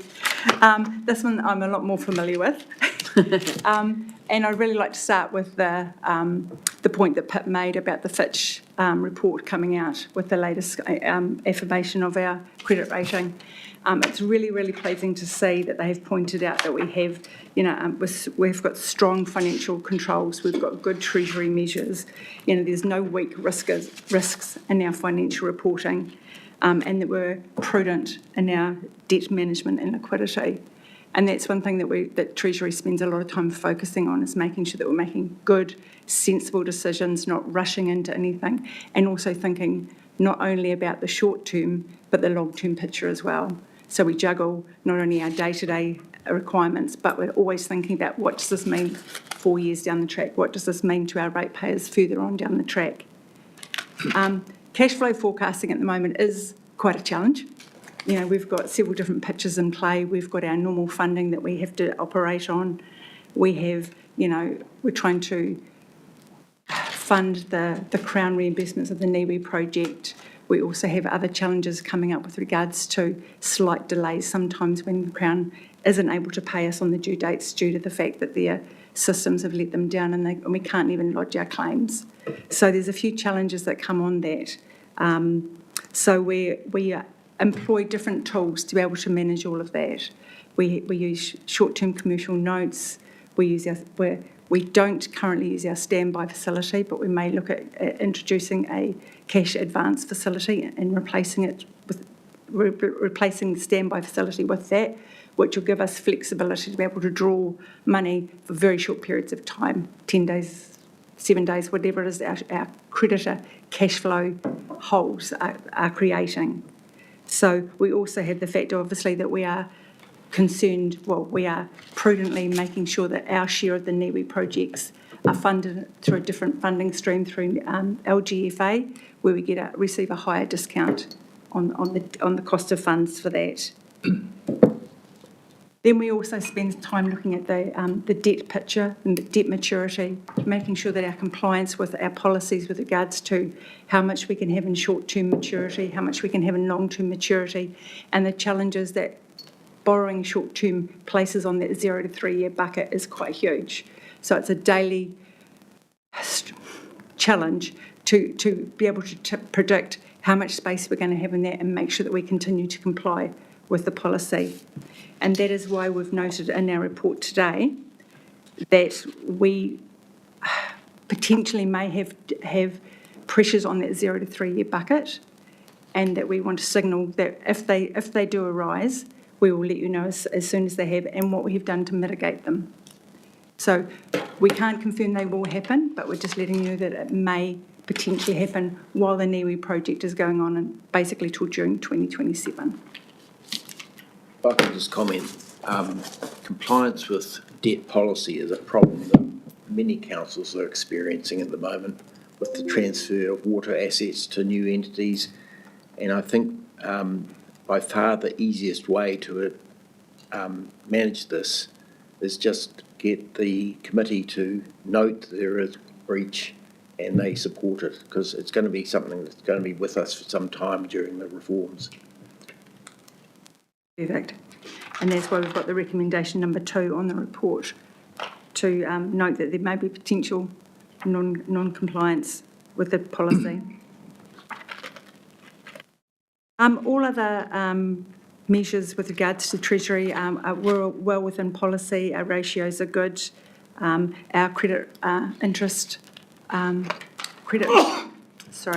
our cost of funds is normally mitigated by going out and getting interest swaps to level out the cost of funds. At the moment, we are in discussion with our Treasury advisors, PwC, and we're just waiting for the market to be at an appropriate level where it is attractive for us to purchase some more, realising that council's debt will increase. We're also conscious as a balancing act on this is the fact that with local government reform coming on, we don't want to commit ourselves out too long as well. So it's going to be a bit of a balancing act as to how long we take those swaps for, or whether we look at a shorter period. Is there any questions on the report? I do. The chart you've got below para 31, noting the differing policies for council and LGFA, apart from those, do you have any other covenants with LGFA on your debt? No. None. And you have no covenants with the facilities you have with the commercial banks? We've got security underlying all of the borrowing, but we have no other covenants, no. Right.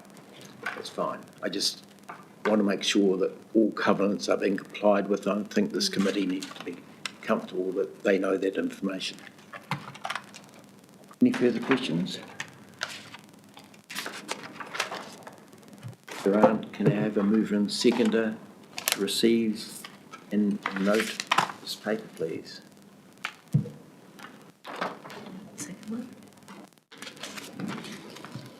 Well, yes, and also approve the debt maturity profile being non-compliant.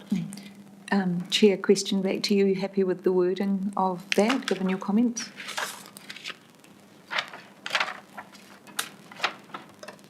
I think that should be expanded personally to include NIWE and the reform process, because I think it's going to be very difficult for councils to stay with them. It's not BAU for the next couple of years, and it's going to be a real juggling act with the Crown being slow and making repayments and other things that are going to be happening. I think you need to have some headroom so you're not coming back to the committee too often. So what would you like to add? I'm happy to move an amended recommendation. Yeah, well, I would just add to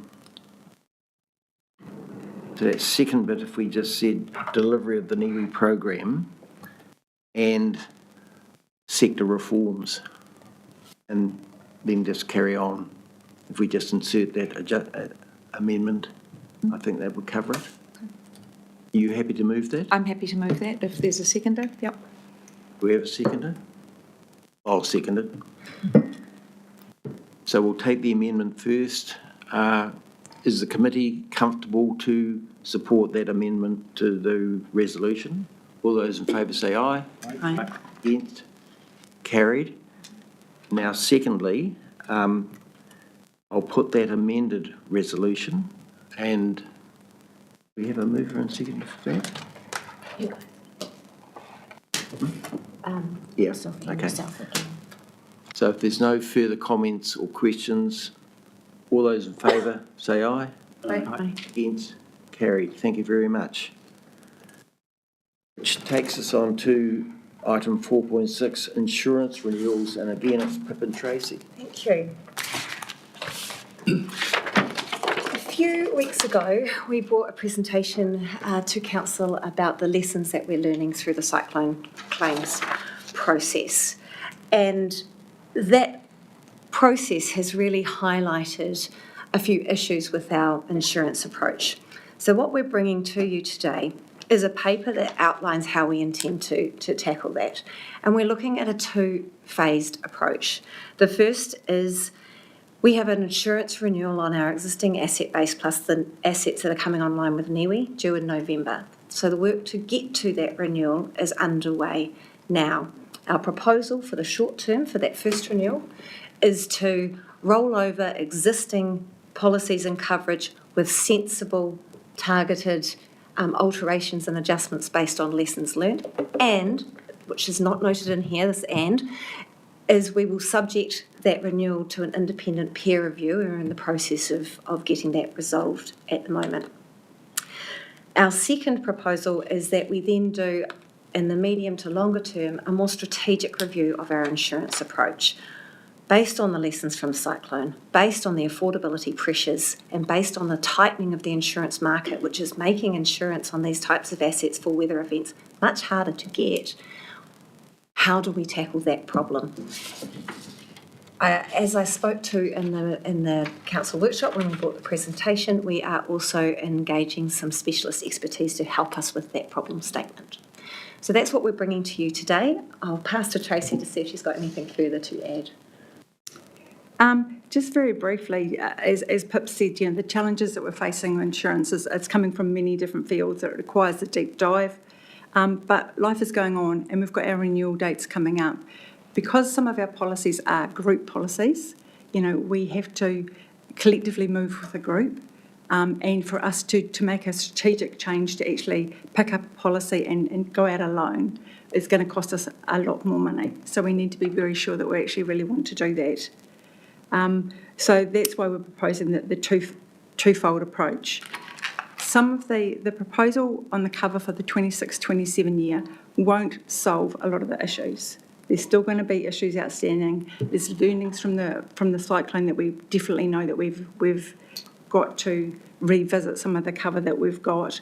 We're well aware that some of our assets might be perceived as being slightly undervalued, underinsured, in the fact that they're at indemnity value, but the current policies that we've got don't allow us to put them in at full replacement.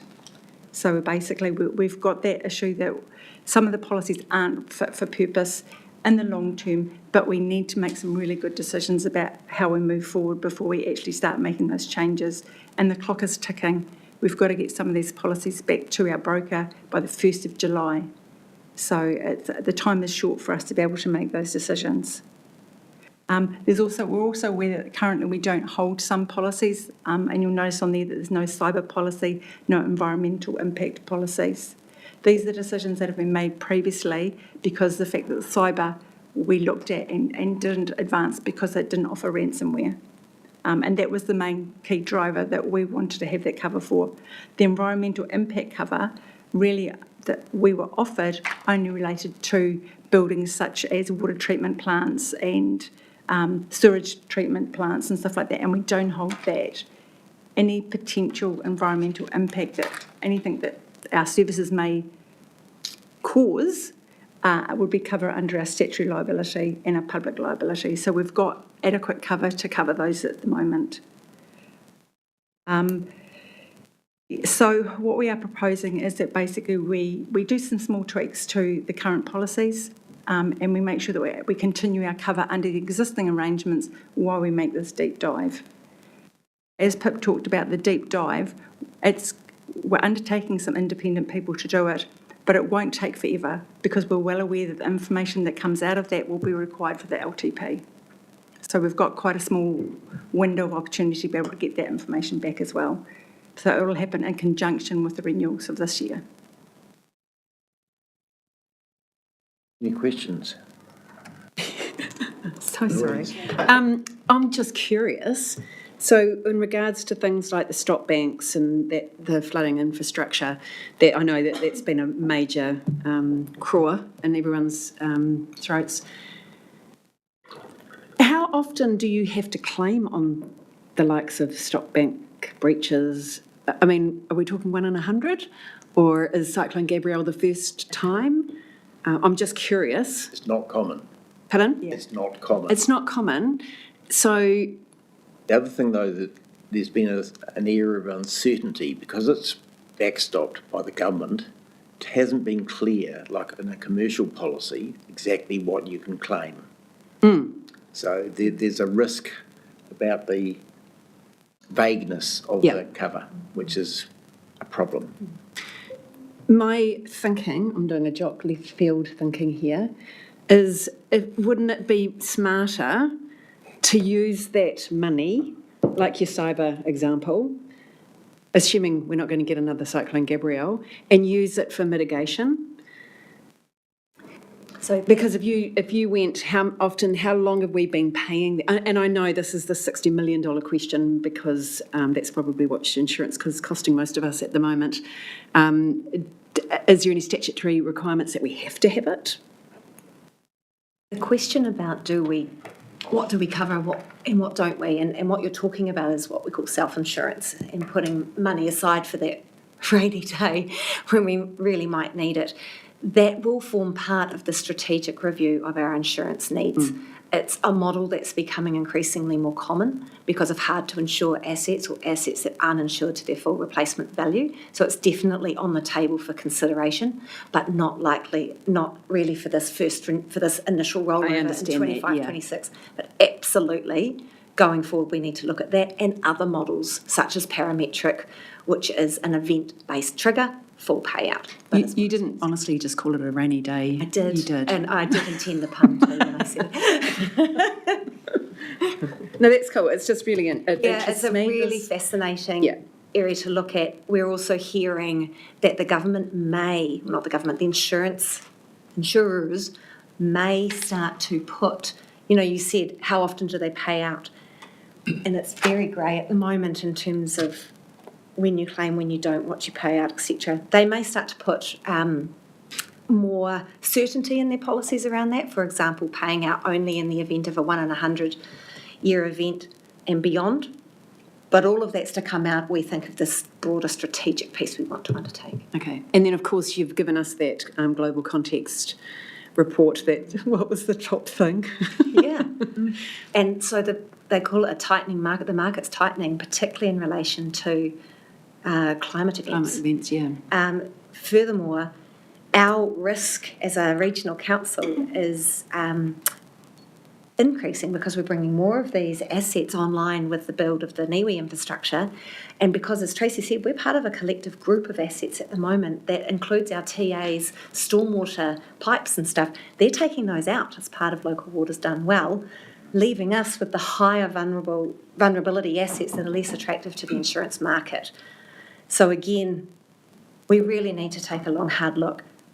If you layer on top of that simplifying local government, maybe the problem won't be as bad as we're currently facing into, because we go back into a collective pool of assets. So there's a lot of moving parts, and hence why our recommendation at the moment is we kind of need to roll over with some sensible adjustments in the short term, do this piece of work around the strategic piece within the timeframes that we've got to the LTP. But there are some big questions to be answered in that. Yes, Tony? Well, if Louise is left field, then I'll say right field. There's another way to respond to this. We don't depreciate those assets as a council. So if you brought depreciation in, you solve the problem somewhat. I don't think you have that as an option. No, not here, no. Under the Local Government Act, you are very much, you have to have prudent financial management, and that would be complying with accounting standards. So that's not an option. So $600 million worth of flood assets and stop banks and various sorts, and you're not allowed to depreciate them? No, I thought you were saying you wouldn't depreciate them. No, they're currently not depreciated. Yes, but instead you will revalue them, won't you? Yes. Yes. Yeah. It's a challenge. It's just hitting it from a different aspect. Yeah, which lever can we pull? Yeah. I think, again, we need to look at all of those options. Yeah. There are a number of things that I've noticed in reviewing these, and I think that the demise of the collectives that you're in with the district councils actually is a plus, because they tend to be set up on geographic regions. And I think if the regional councils could go together as a group, there would be a natural dispersal of risk, and therefore it would be more attractive to the insurance market. So I think decoupling from the district councils could be a plus. The other thing is looking through the schedules, which I must admit I found very hard to read in the pack. I don't know whether you did as well. Yep. Yes. Almost impossible. But there are some here where I think for an organisation with the financial strength of Hawke's Bay Regional Council, you could re-evaluate the excess or risk that you're prepared to share and reduce then the amount of cover you need and therefore the premiums. And also some of these things, seriously, I don't know why you bother having insurance for it at all. Drones, for example, you could fund that out of petty cash. So why bother? So I think I support what you're trying to do, but I think you want to do as much as you can in the time you've got available, because there is some serious money for this both now and going forward. I think your comments about the regional approach, the broader regional approach to particularly flood infrastructure assets is a good one, and those conversations have actually started at that sector level, which is really encouraging. And I'll take your point around that. I think we need to go through this and actually go, what are we prepared to self-insure in the shorter term?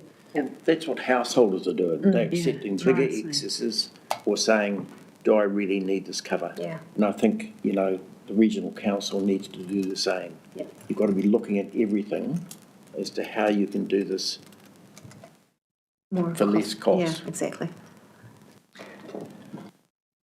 Any other questions? Oh, thank you, Chair, through you. I won't ask the question because I've sent off my questions or thoughts on that attachment 1, so that review there. But I'd hope that at some stage we may be able to help the committee understand the retained risks around insurance, to have some sort of a workshop that when we do come together we can have a look at that environmental impact, the commercial vehicle and heavy machinery, commercial marine assets, but give the councillors, I understand it, but give the councillors a little bit more information on what exposure that we have and why we don't have it. As you said, around the cyber, we don't have cyber in the ransom, but what are we doing around our protection, around our IT and different things? So, yeah, not a question, but maybe from that email we could put something together.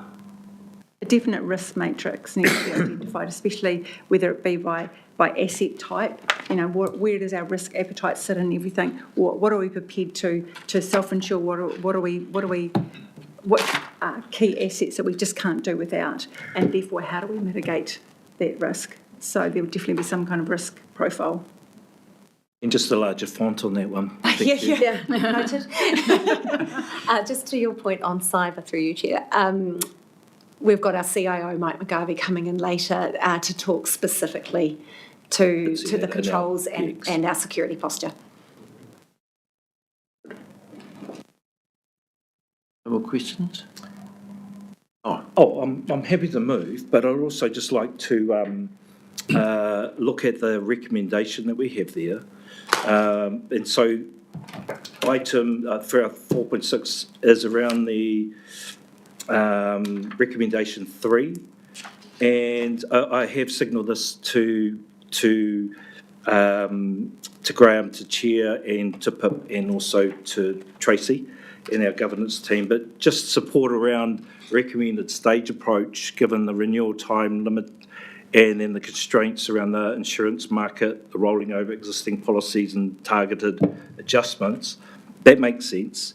My concern simply around that recommendation 3 uses the phrase a sensible adjustment, which feels a little broad for this committee to approve.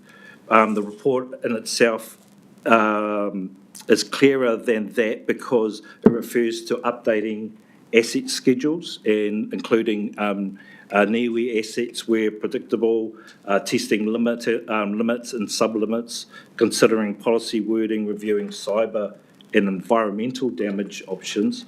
So I'd just like to move a minor amendment to that recommendation 3. So it reads, approves the proposed short-term approach for the 2026 to 2027 insurance renewals based on rolling existing policy with targeted adjustments to assist schedules, NIWE assets inclusion, limits, sublimits, policy wording, and any available cyber or environmental damage options where these are assessed are suitable, affordable, and market viable. So are you prepared to move that amendment? Yes. Do we have a seconder for that, please? Any discussion? Well, I'd just like to hear Pip's view on that. I'm comfortable with the extended resolution. It doesn't commit us to taking on any additional policies where they are not deemed as suitable, affordable or viable. So I think that still leaves us with sufficient flexibility as a council, particularly if we supplement it with the risk matrix and residual risk that we're prepared to take on. So I feel comfortable with this. Okay. I think the original number 3 was too vague. So I think it's an improvement. So I support that too. Okay, I'll second that. Unless you were doing that by saying you support it. So can we move that amendment before we then carry on? So Conrad's given us an amendment to point 3 of 4.6. It's been moved and seconded. Any discussion or comments? If there aren't, all those in favour say aye. Aye. To the contrary, carried. Thank you. And if we can now go back to the 3 resolutions as they are amended, do we have a mover and seconder for those 3, please? Thank you, Sophie, and I'll second. Any comments or questions? So I'll put the resolution. All those in favour say aye. Aye. Against? Carried. Thank you very much. We've gone slightly over time, which I apologise for, and we didn't resolve to carry on, but I thought it was important that we finish that item before we break for lunch. So we'll break for lunch for half an hour. Can we please be back at 12:30? Can we have half an hour? We do have to shoot out to another meeting, so it would just mean we could have lunch. Sorry, my oversight. 12:40. 12:40. And Chair, an apology from Councillor Hokianga, who had an emergency, he's had to leave suddenly. Thank you. Thank you.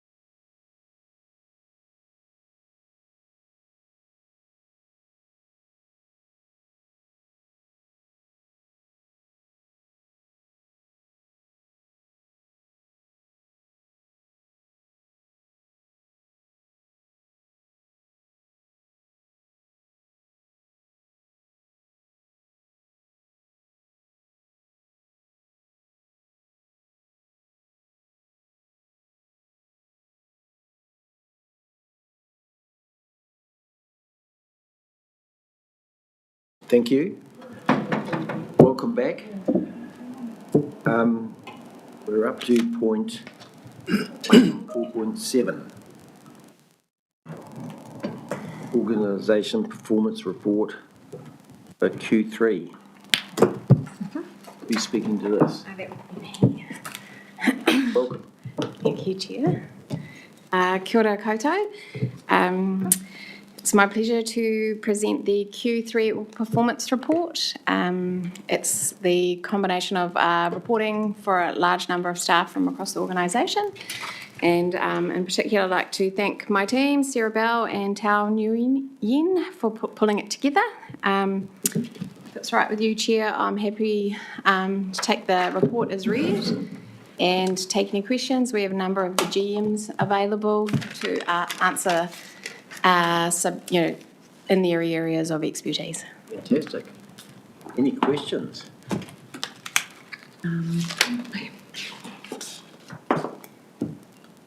Sorry, I'm just trying to get into my, down through my document, sorry. Too quickly, Des. Right on. Just while you're getting your papers open, I'll just reiterate that the purpose of this is to have a whole of organisation view all in one place. So we use our level of service measures that we adopt and set in the long-term plan. We have 55 of those, and we show how they're tracking using a traffic light reporting framework. And then we use our activities to give commentary and financial information. And a number of corporate metrics. We try to use time series where we can, and then provide complementary commentary. I'll kick it off, Chair, if you want. Yeah. Please do. Yes, and I'm ready to. Yep. Look, sorry if I've missed something in the guts of the report, but the big jump in Lagoima requests, was there a theme around those, or were the subjects being inquired about? A lot of them were for the policy and regulation team. So that was probably the area of the business that had the most requests this quarter. They often do, but it was, not sure if Katrina can speak to that, but they'd be consent or compliance related, pollution response related. If you've got something to add. But yes, 60 this quarter is a record for us. That is a large number of requests. Yeah. If I can just make a comment while we're waiting. This is a similar experience across other councils, and the trend that's coming out is AI is being used to generate a lot of these requests. Right. And there's a huge cost to answering them.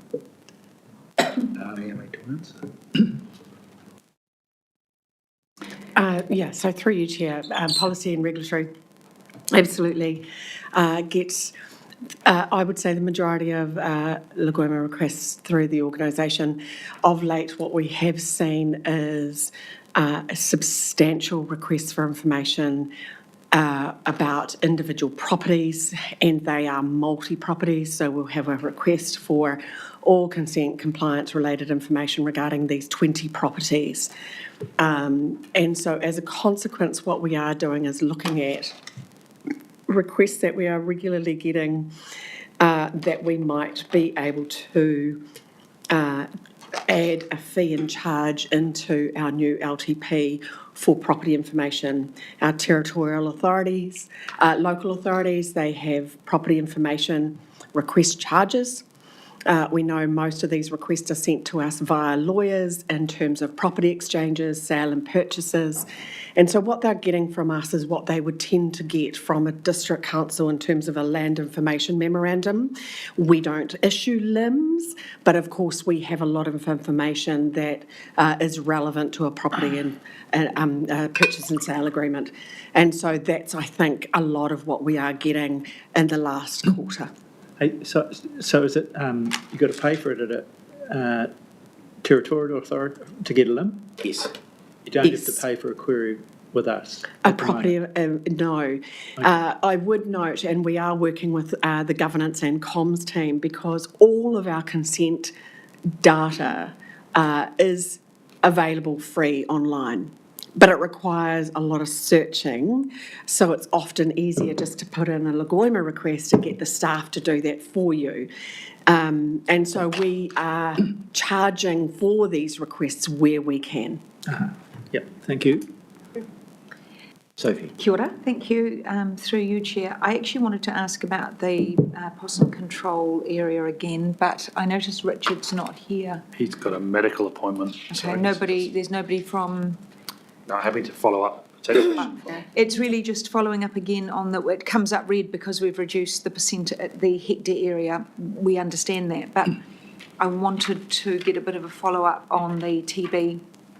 We've got some TB hotspots come up, and to follow up on if we should be having a line within this around our tie-in to Osprey and what's happening on particularly actually some of our borders. So I picked that up at regional sector, that there's some issues there. So really query to him on how we're working with Osprey, and should we bring a line of reporting in here around what's happening on the TB as well.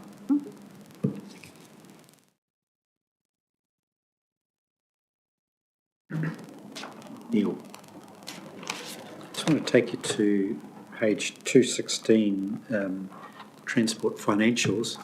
I wonder if we could add in total mobility as a line item in that financial table. Is that possible to bring that back, given 10% of the spend and it is a significant issue?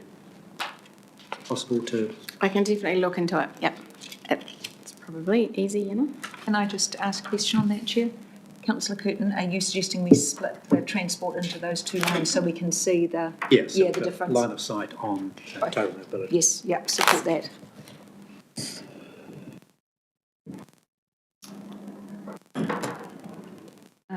Another question from me, Yes. Chair, through you.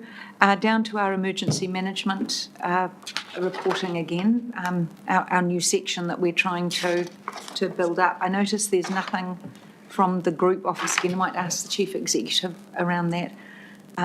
I thought, Chief Executive, we were going to look at bringing some of that reporting system directly into here, the traffic light system or whatever we're developing there, into this report, and we note it later in this agenda as well. But can you comment on? I don't have happy to follow up. I think it's included in a paper letter in the report. Yeah, I think it might be a separate report. There's a separate report coming on our internal again, but we have spoken now at length about the way we are bringing the group information back into either the secondary report and into this piece. Which is also reported in the committee item, I think. There's the dashboard is in one of the subsequent papers.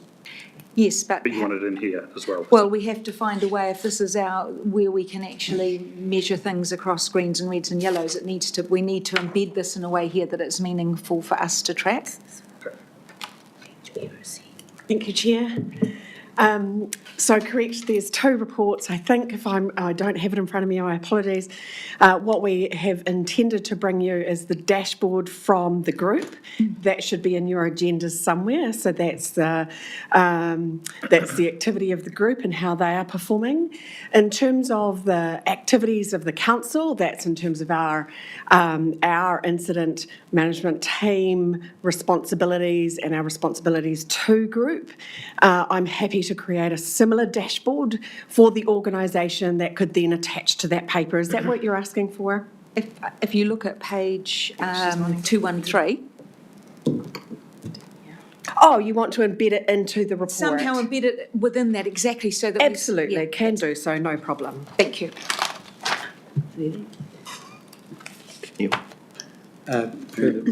Further suggestion, just looking at page 217, corporate services activities, non-financial. Under procurement, 1,353 contracts transitioned into the new contract management system. Can we have some indication of the breakdown of those contracts in alignment with the procurement policy? So contracts over 10,000, contracts over 100K, and contracts over 250, which is the denomination in the procurement policy. and an indication of compliance with the policy. I can talk to that. I'm about to be trained in the new contract management system, and it has good reporting capabilities. So I'd like to take that action away and see what we can generate out of the system. However, I will note that a lot of the contracts that have been migrated into the system are predate the procurement policy. So there'll be a bit of a line in the sand around that analysis.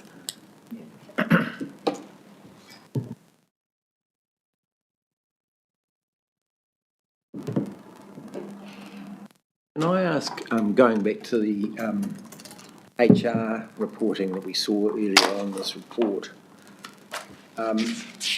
with the huge amount of change that the sector's going to be facing over the next few years, I'd like to know whether there are any trends we're seeing in EAP usage, and you can get very good benchmarks against similar organisations so you can see the impact of this. Sure.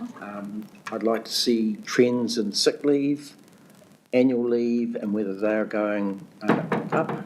And I'd like to see also if there is any potential impact on the risk environment or the control environment of council because of these trends. Sure. I can answer that as well. At the moment, we have very basic reporting along those human resource metrics. We are have just procured and are putting in place what we call an HBRIC, a Human Resource Information System, which will start to give us access to that data. And as a result, we can expect to see an uplift in the metrics and data that can come through to the committee. Yes, there's some very useful lead indicators that come out of this information. I think this is a risk and a control committee. We should be looking at those. Yeah. The other thing, should I ask, or what I'd like to ask for, is to me the most important thing with turnover is the ones that are regrettable versus what I don't really have a concern about the ones that are not. Yes. So, because that is where the risks start to rise, because people that are regrettable because they've left us is really a concern to me. I want to see whether this is being adequately managed by management. Can I ask a wee question on that? Do you do exit interviews? Yes. Is there any trend there? You need to really split those exit interview replies into regrettable and non-regrettable. But without them, you can't tell. I mean, you've got your exit interviews, but you've also got why you're here interviews. Because by the time they exit, it's too late to save them. I think just addressing this in a couple of ways. I think firstly, as I indicated in my opening statement, I see people-related risk and attrition of regrettable human resource as a very significant risk facing this council as we head into the next financial year. We do exit interviews. We don't have a great system for tracking that at the moment. That will be part of the new one. Anecdotally, I would indicate at this point that yes, we are seeing an upturn in people loss for reasons associated with financial greater financial incentive to move elsewhere, and that includes within the region, but also Australia. There's been exit to Australia. And secondly, related to the uncertainty of the future. They seem to be the two contributing factors to the uplift that we're seeing. But I say that anecdotally at this point. Yeah, that's often a good indicator. Yeah. Through you, Chair, I was just going to add, often on that page in the commentary is where the HR manager would comment on exit interviews or some anecdotal evidence from that, but would be good to show some time series. I think that's what you were trying to see, yeah. Some sound bites are quite useful.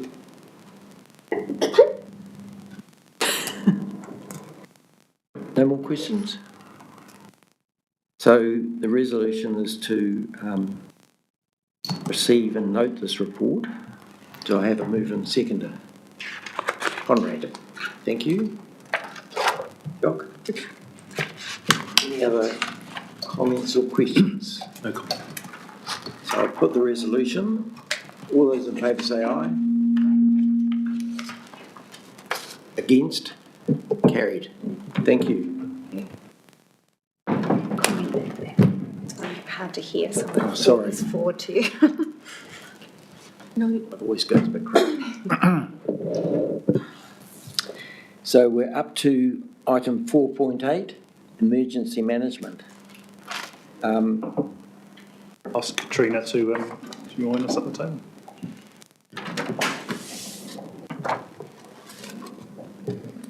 Sorry.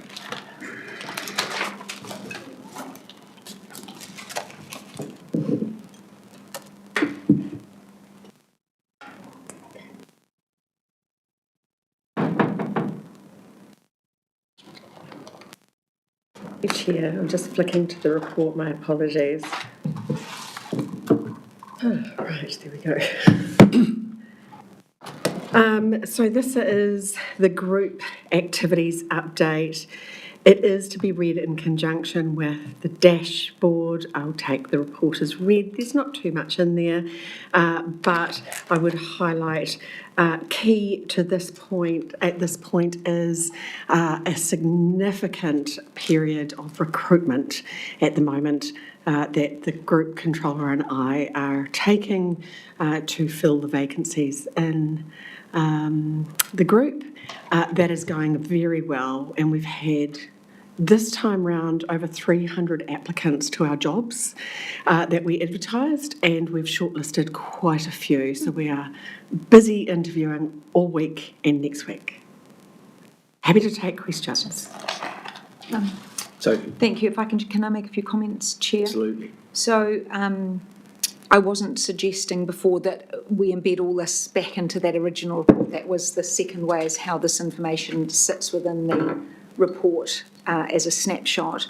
But the feedback we're really looking for is the summary and details enough in the way it's been done, and is the dashboard that you're seeing that we're working with in the committee adequate in terms of the comments that are made beside it. Chair, this is a new way that we're trying to report both on our internal civil defence obligations but also the group activity. So we're really testing if we're happy with the way this has come back and if it's starting to bring some more assurance to this council around what's going on or their line of sight to it. So happy to take not only questions to Katrina but feedback back to Nick and I as well as to how we want to have this represented from the joint committee. Do you do, excuse me, post-event debriefs, thank you, of what you've learned from some of these events or what you could do better? Yes. So the group does, and I might get Katrina to speak to that. So the group, actually I might ask Katrina to do a bit of a rundown for our chair into those differing responsibilities. That's right. So through you, the Hawke's Bay Regional Council is the administering authority for the group. So a common term around that is about the pay and rations that we provide to the group. The group controller reports directly through to the joint committee, but also as the director of the office, he reports to me. After every event, we absolutely do a debrief, not only at the group, if it is a group event, but also at the local level. So in the last Cyclone Vaianu, while it was a group a led event in the end because we had more than one authority activate, each of the local authorities will do their own debrief. That will then feed back into group. Hawke's Bay Regional Council also undertook a debrief, identifies learnings and then implements those going forward. Can I ask, is there any sharing across councils about what they learn from individual events? Because if you look at those weather events, they tend to be quite localised, but I would think the learnings could be applicable to everyone.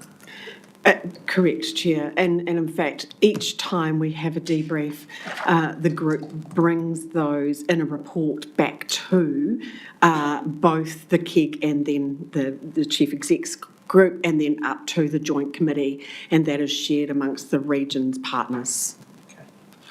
Thank you. Might just ask our Chief Executive if he wanted to add to that. He is the current Chief Executive for the KEG Group. I think there's several layers to that. We also do the same with emergency services. And then we share those learnings more widely as a sector. So we have a civil defence special interest group which works across the country, and they will work together on the learnings that come out of events. The coordinating executive group has also essentially set up a leadership subcommittee. So that's really the practitioners, so that's the group controller and the controllers or senior staff in each of the councils who meet more regularly, and they've got really two jobs. One is around operational readiness and the other one is around assurance at an operational level, and then reporting that back up.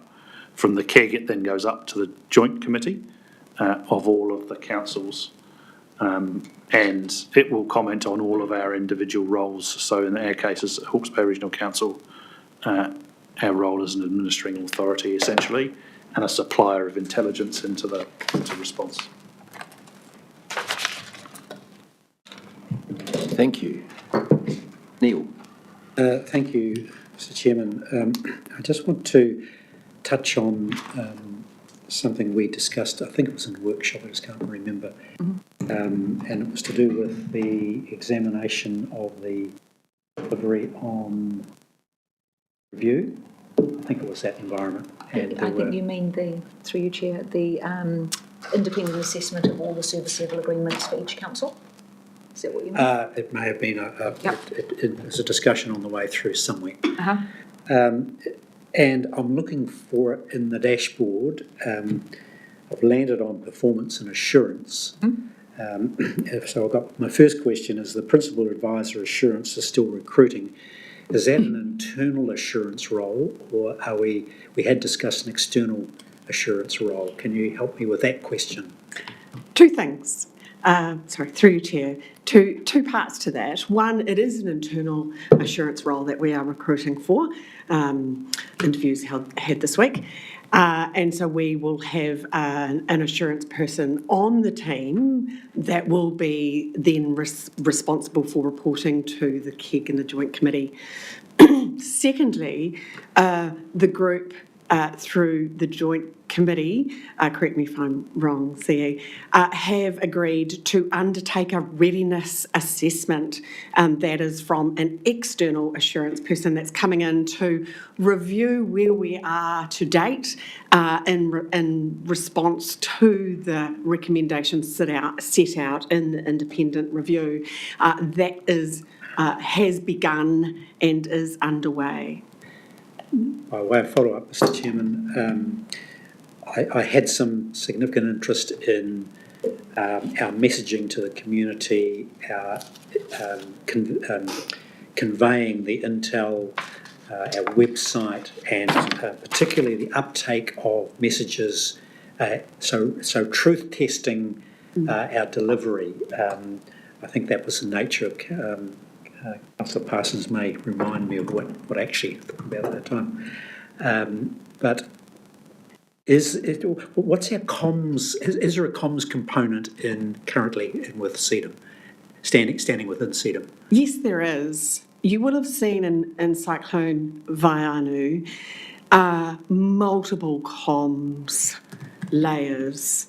So you've got your local comms from whatever council you belong, district council, HDC and Napier were putting out messaging, as was the group. That messaging from the group was then also reshared by HBRIC, and also you've got messaging coming up from Met Service. And so what we are trying to do as a system is ensure that the messaging at the right levels is appropriate and we are coordinated in that. And I think in Cyclone Vaianu, what we saw was a much more coordinated approach to messaging. Now, the external assessment on our readiness and responsiveness to the independent review will absolutely look at how are we going in that regard. Sure, okay. So the whole point of my inquiry now is to see whether we can introduce some sort of monitoring possibility to pick up that. So it's about, if you like, as I say, truth testing, the messaging, the education, delivery out in the field, looking at sort of constraints. For example, if it's a cell phone coverage thing, we need to know where the vulnerabilities in communications are across the board. So we've tended to be somewhat output focused. That is, we have delivered these messages out, but there's no. Well, I'm wanting to see whether we can introduce observational reality of that, so that we've tested this amongst, we've sampled this amongst the public, and yes, they are getting the message, or no, we didn't hit the mark. That's all. Through you, Chair, I believe that that is well outside my scope of expertise. And I would need the group controller to speak to that. But I'm happy to take that away and absolutely bring that back next time we talk. Thank you. Can I add to that?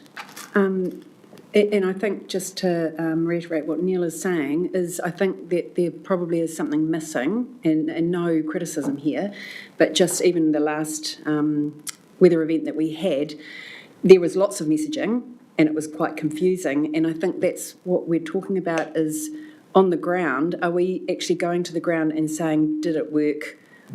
Did you understand it? It's the same with the trigger warnings. We've said we've instigated it is trigger warnings, isn't it? The trigger warning, which is happening in Esk Valley. Now it gets handed over to the HDC. Are we oversighting, having the eyes over that to make sure it's happening? Because word on the ground in my community is, yeah, they came and saw us, but no one really knows the area.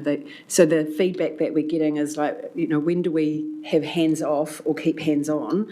And that's been my big concern with civil defence, or CDEM, is who's responsible? Because we can have all these people assessing and auditing, but who's got the oversight to make sure it's happening?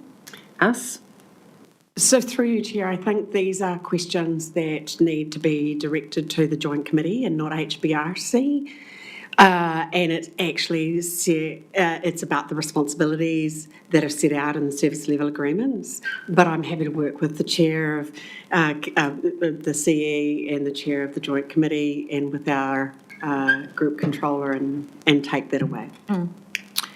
Can I make a comment on that, Chair? I think the point of this opportunity is it's a place where I can pick up pieces that can go back to Joint Committee. And I think this is partly what will be on our agenda around the comms.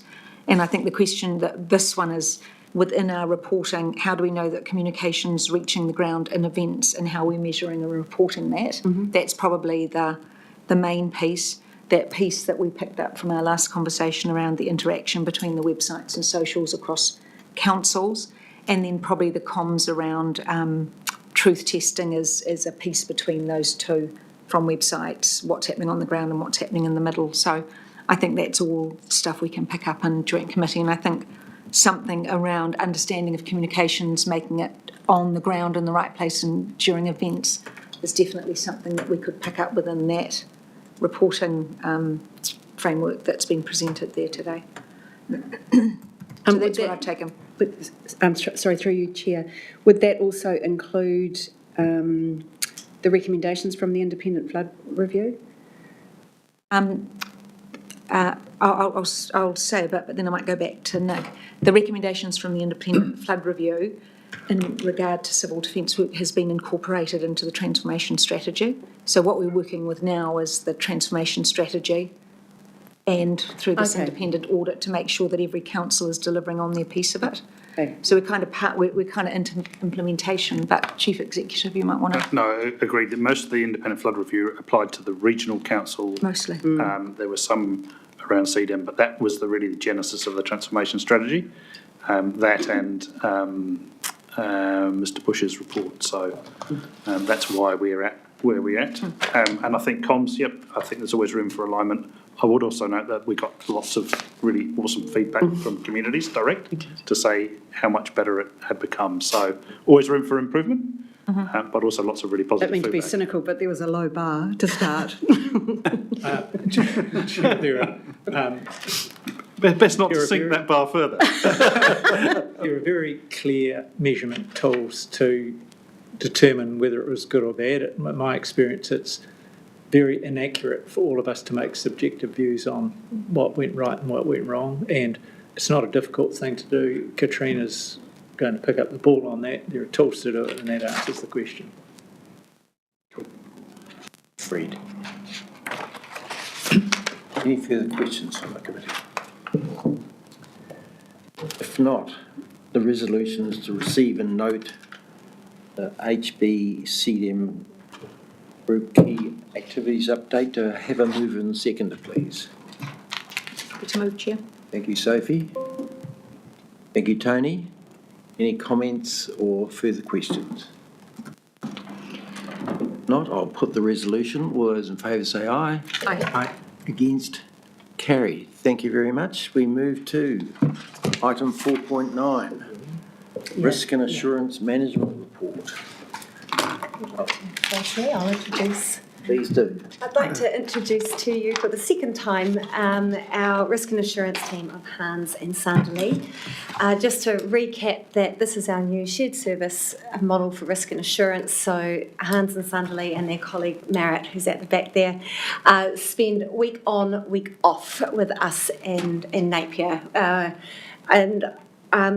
I will pass to them for the report, but just acknowledge that we do welcome feedback as we start to embed and increase our maturity in this space. Thank you. Tēnā koto katoa, tēnā koe, Chair. Ko Hans toko ingoa, my colleague Sandile and I am going to present you with updates for risk and assurance management function. So through you, Chair, this paper gives you updates on two subjects. One is the latest review of the Regional Council's strategic profile and an update of the current status of outstanding recommendations and corrective actions from previous internal assurance reviews.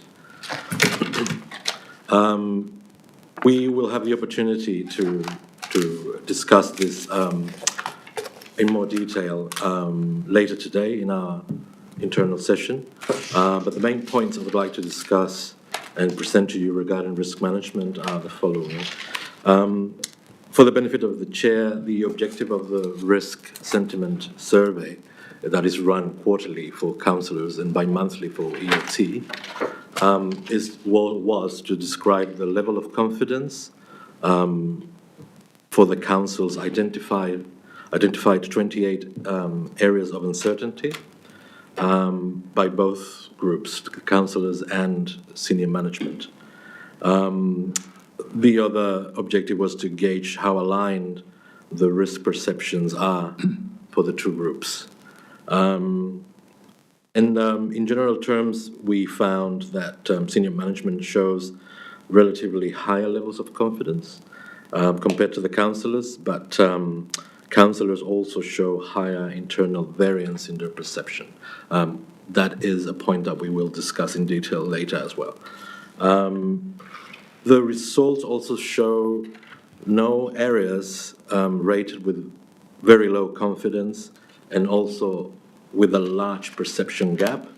That suggests that there are no urgent priority risk areas, but that's a perceived result, and I stress the word perceived in this situation. So if you look at page 230, you'll see a risk heat map as well that I presented there, where it's easier to see and compare the average confidence profile of the two groups.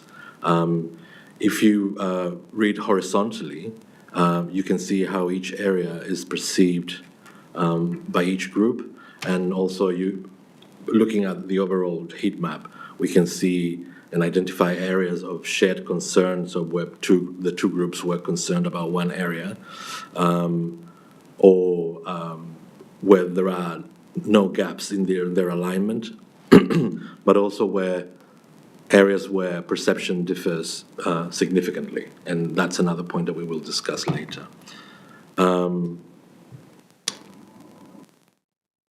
The averages per se are a useful way of gauging this gap in perception, or as a general preview, but we will see how internal variance may affect these results as well, and how the two groups perceive these areas of uncertainty. Also, we need to notice that the survey was conducted in March this year, and currently there is one running for ELT, and at the end of this quarter, we will have another one for the councillors as well. So we are presenting the results that we found at the end of March, so at the end of last quarter. Those are the main points I would like to discuss later, if you have, or now if you have questions. But now my colleague Sandile will give you an assurance update about the outstanding recommendations and corrective actions. Kia ora. Thanks, Hans. Hello, colleagues. Through you, Chair, I would like to just direct you to page 233. I'll just take the report as read, but I think 233 summarizes the work that we've done. So the previous reviews were taken from a July dashboard, which highlighted about 4 reviews that have previously been done that had still open issues to follow up. And then during the period between November and now, we've managed to resolve the 3 findings. So that process, it just not involves as well testing that, and verifying supporting evidence to close off those recommendations. And then currently you'll see that there is about 15 that is sitting under investigation. And those ones is where we are looking at validating those, allocating the correct owner of those actions, allocating some timelines, because there were gaps between what we found in the dashboard and where we are trying to go. So we are working on that. So once we have those 15 under review, we'll then move them to issues that are opened and get to close them as and when they get closed, and we test those processes. So yeah, I think, that's just a summary of the work that we've done so far. So happy to take any questions. Can I ask how the situation arose? Some of these reports go back 6 years, and, it appears in your table on page 233, nothing or very little has been done in time.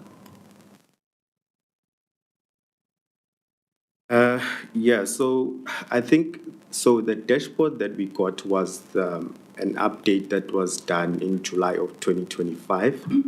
And so we started in November. So between the period of July 2025 and November, I'm not sure what was the process before then. So when we picked it up, these were the issues that were currently on that dashboard, which we wanted to close up. So historically, I'm not sure. I might be able to offer a little something on that, noting that I only started in February last year. But my understanding is that prior to the team coming on board, we'd largely run a fairly devolved assurance program. So we had different assurance or audit activities happening in different units of the business. And the work that the team has done is to sort of collect all of those into a central repository, which, as you say, has shone a bit of a light on those which have been received but not actioned. So I think it's really a byproduct of how assurance activities have been managed and sort of instructed and actioned throughout the business. And so this team is doing a power of work, sort of housekeeping, if you will, pulling all of that together, providing a centralised snapshot of what's outstanding and open, and then working through to sort of close those out or determine what the appropriate action is. So I'd call it a bit of a systemic issue based on how risk and assurance had been done sort of before our time. But during this whole time, there's been an audit and risk committee of some sort, hasn't there? It's my understanding, yes. But did that not consider these or follow up these reports? Leanne, you're shaking your head, yeah? Yes, it is. Yes, there were regular dashboard reports from the risk and assurance team. Would it be fair to say though, Leanne, that because we didn't have a centralised view of things, I'm not actually sure whether the previous risk and assurance team would have been privy to the information that this team has sort of spent months compiling since they joined. So I'm not sure we've ever had a risk and assurance team that has actually been privy to all of this information in the past, and so it may not have been that it's been reported to this committee in the same sort of cohesive way that you're seeing it now. No, they were just a very poor committee in the last. Sorry, through you, Chair.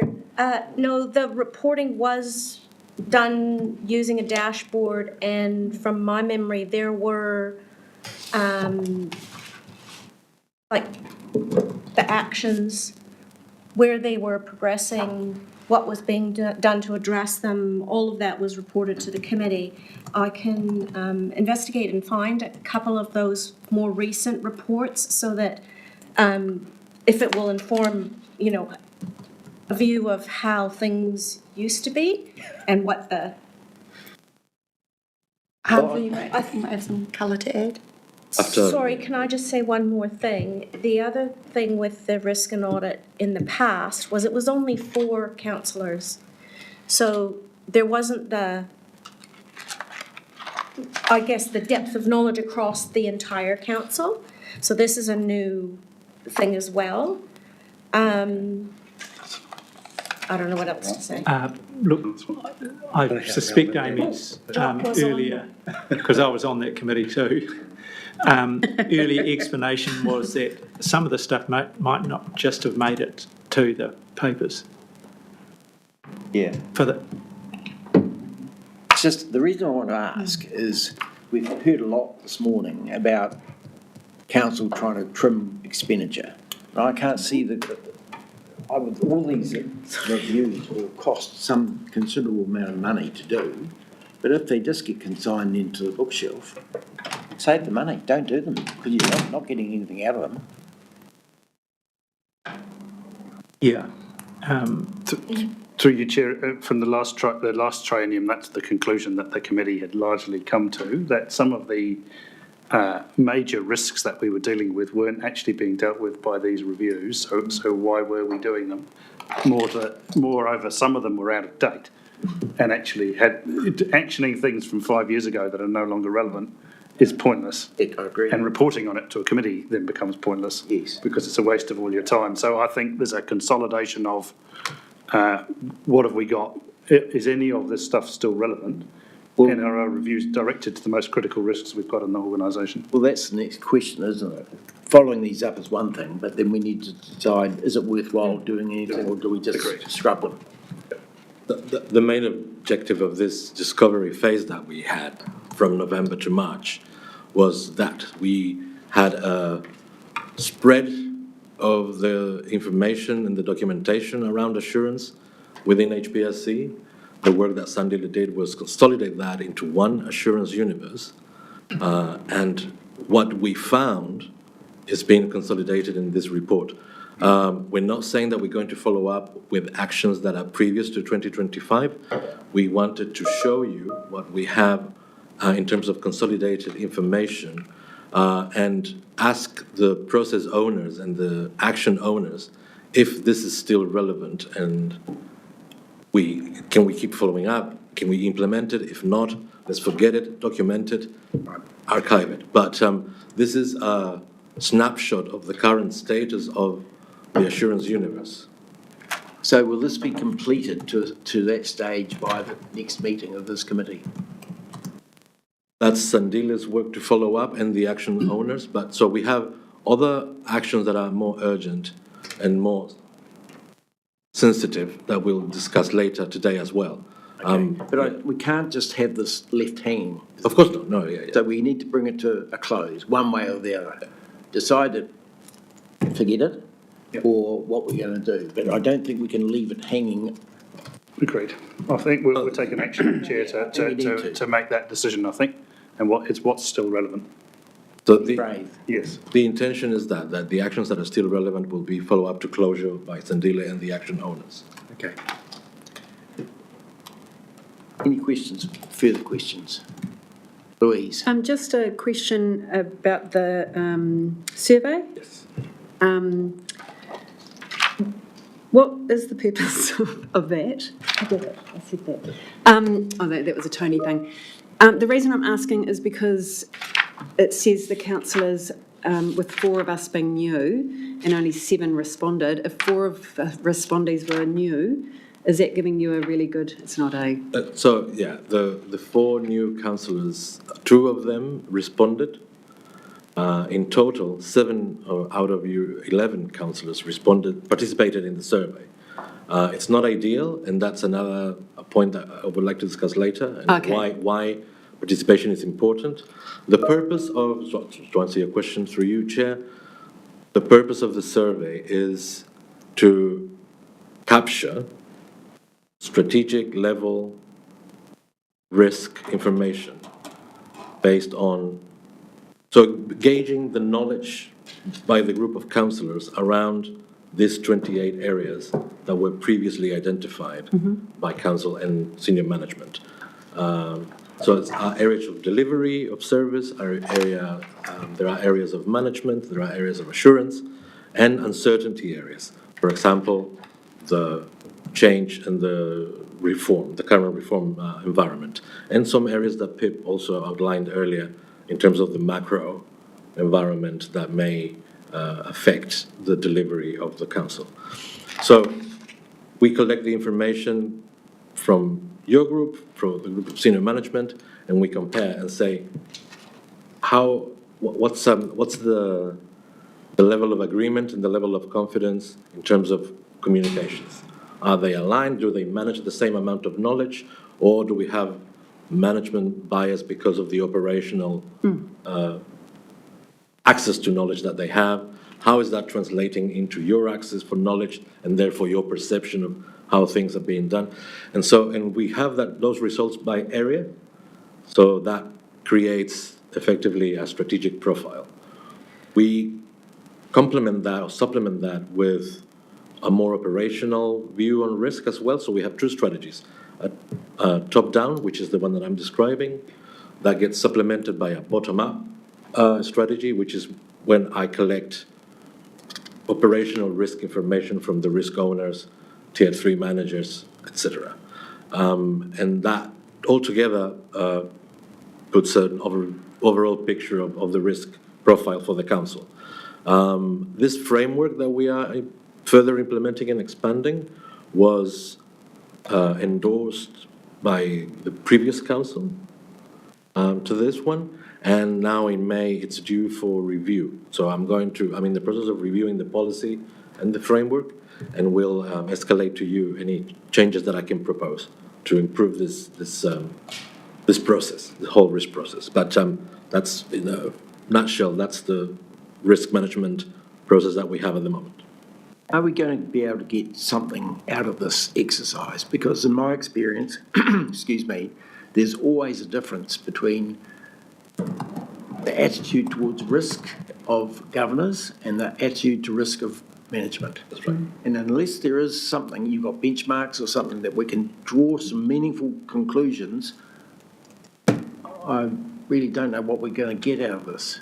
So we're trying to close the gaps in perception. So the main point is not to align opinions and perceptions for the sake of it, but rather to make sure that the access to the knowledge and the information that both groups manage is the same. So both groups are informed the same way, and therefore the decision-making is based on the same evidence or the same background. Again, I was not the person who developed this framework. I'm working with an currently endorsed framework. My approach to risk is, in terms of a strategic risk, sits more with a more traditional view, but a more quantitative view rather than qualitative. This is purely qualitative. So I'm trying to bring a quantitative view from a survey that is purely qualitative, so we can make some of it. The conclusions, we will discuss that in our internal session, as well as my recommendations for the group. There are things that we can derive from this exercise, but the continuity of it is something that we can discuss. I'm open for it, yeah. Chair, we've agonised over this gap between governance and management, which has existed every survey we've done. And actually, if you were to ask me without the survey, that just seems logical to me. I mean, of course, management are going to have a greater confidence because they're doing this stuff day in, day out, so they know exactly what's happening. But it doesn't matter how diligent you are at doing your stuff, you're not, as a governor, you're not going to be as closely involved as the people that are implementing it. So a gap's going to exist, and so I think that's going to remain. And I don't know, I'm sure as to why we're persevering with it. Actually, it's been the same all the time. The trends, through you, Chair. Sorry. The trends may show that the areas of perception, the difference quarter to quarter, may change, and therefore we have strategically different areas that require more attention. They're not the same. We also show that, yes, we accept that there are always going to be some gap in perception, but we highlight the ones that are significant in terms of bias. So there are areas where management is significantly more confident. So the gap is more than normal, right? It's more than average. It exceeds confidence within acceptable limits, or council is significantly more pessimistic or skeptic than usual. I suppose what I'm saying is, to me, that's just completely normal. You're going to get a gap, yes, and there's going to be variations in the gap, and indeed it applies to every paper that comes across our desk. You know, some papers we have greater confidence over than others. That's kind of just going to... Can I ask a question? Because as Hans said, he was not the architect of this framework, which has been previously endorsed. Is what I'm hearing from the group that as Hans is doing the sort of annual review of the policy and the framework, that there's a real appetite for him to consider as part of that whether what we've got is actually best meeting the needs of the council? Because I'm sort of hearing that, but I don't want to send Hans off down a trail if people are saying, no, this is previously endorsed, we'll continue to work with that. So I guess I'm trying to get a sense of the mandate he might have as part of the review he's undertaking to do a bit more sort of blue sky thinking about what this group would benefit from most. We did spend a lot of time on that whiteboard over there, figuring out the things that we wanted, the subjects, if you like, that we wanted to have eyes over. So actually a lot of effort and workshops and so on went into that. So I think that's remained valid. I think what we're questioning is this enduring need for the survey and studying a gap, which has remained unchanged since we've been studying it. Okay, well, we certainly put some energy into looking at the sort of ongoing value of that as an exercise, noting that I think it's the 28 strategic risks still feel, and I think those are the ones you whiteboarded, they still feel like the right risks, but it's how we actually gain useful insights from the table about those. That's my view. Nick, do you want to say something? Yeah, and look, acknowledge that Hans and Sanderly, you've inherited a system. I think the value of this survey is as background information over time. It's not very useful in terms of a deeply analytical dive into it and what it means, because as Councillor McIntosh said, there will always be those differences. Yes. I think if we ended up, 3 quarters in a row with council glowing red and ELT glowing green on a particular topic, there's a conversation we haven't had that we need to have. So I think that's the value of this process, but trying to dive into it in detail. I also think we want to have a look, and it would be welcome this committee's view over the next few meetings, that our risk profile is changing as we head through transition of local government. And the things we have traditionally worried about, yep, we still need to be financially secure, etc. But actually we're going to have to manage a whole bunch of different risks as we head into the next 24 to 48 months. And so that 28 set of issues is probably now changing pretty fast. And so I think we should re-examine that. Yeah. Can I suggest to the committee, I think we've gone as far as we can with this item. We may get further in PX, but I think we should leave it and move on. So with that in mind, if we have no further questions, can I ask for a move and seconder for the recommendation, which is to, where are we? Receives. See then consider. Oh, yeah. Just receive and consider. Can I have a move and seconder, please? Happy to move, Chair. Thank you, Sophie. Thank you, Josh. Any further comments or questions at this point in time? No, I'll put the resolution. All those in favour say aye. Aye. Against? Carried. Thank you very much. Thank you. Thank you. Kia ora.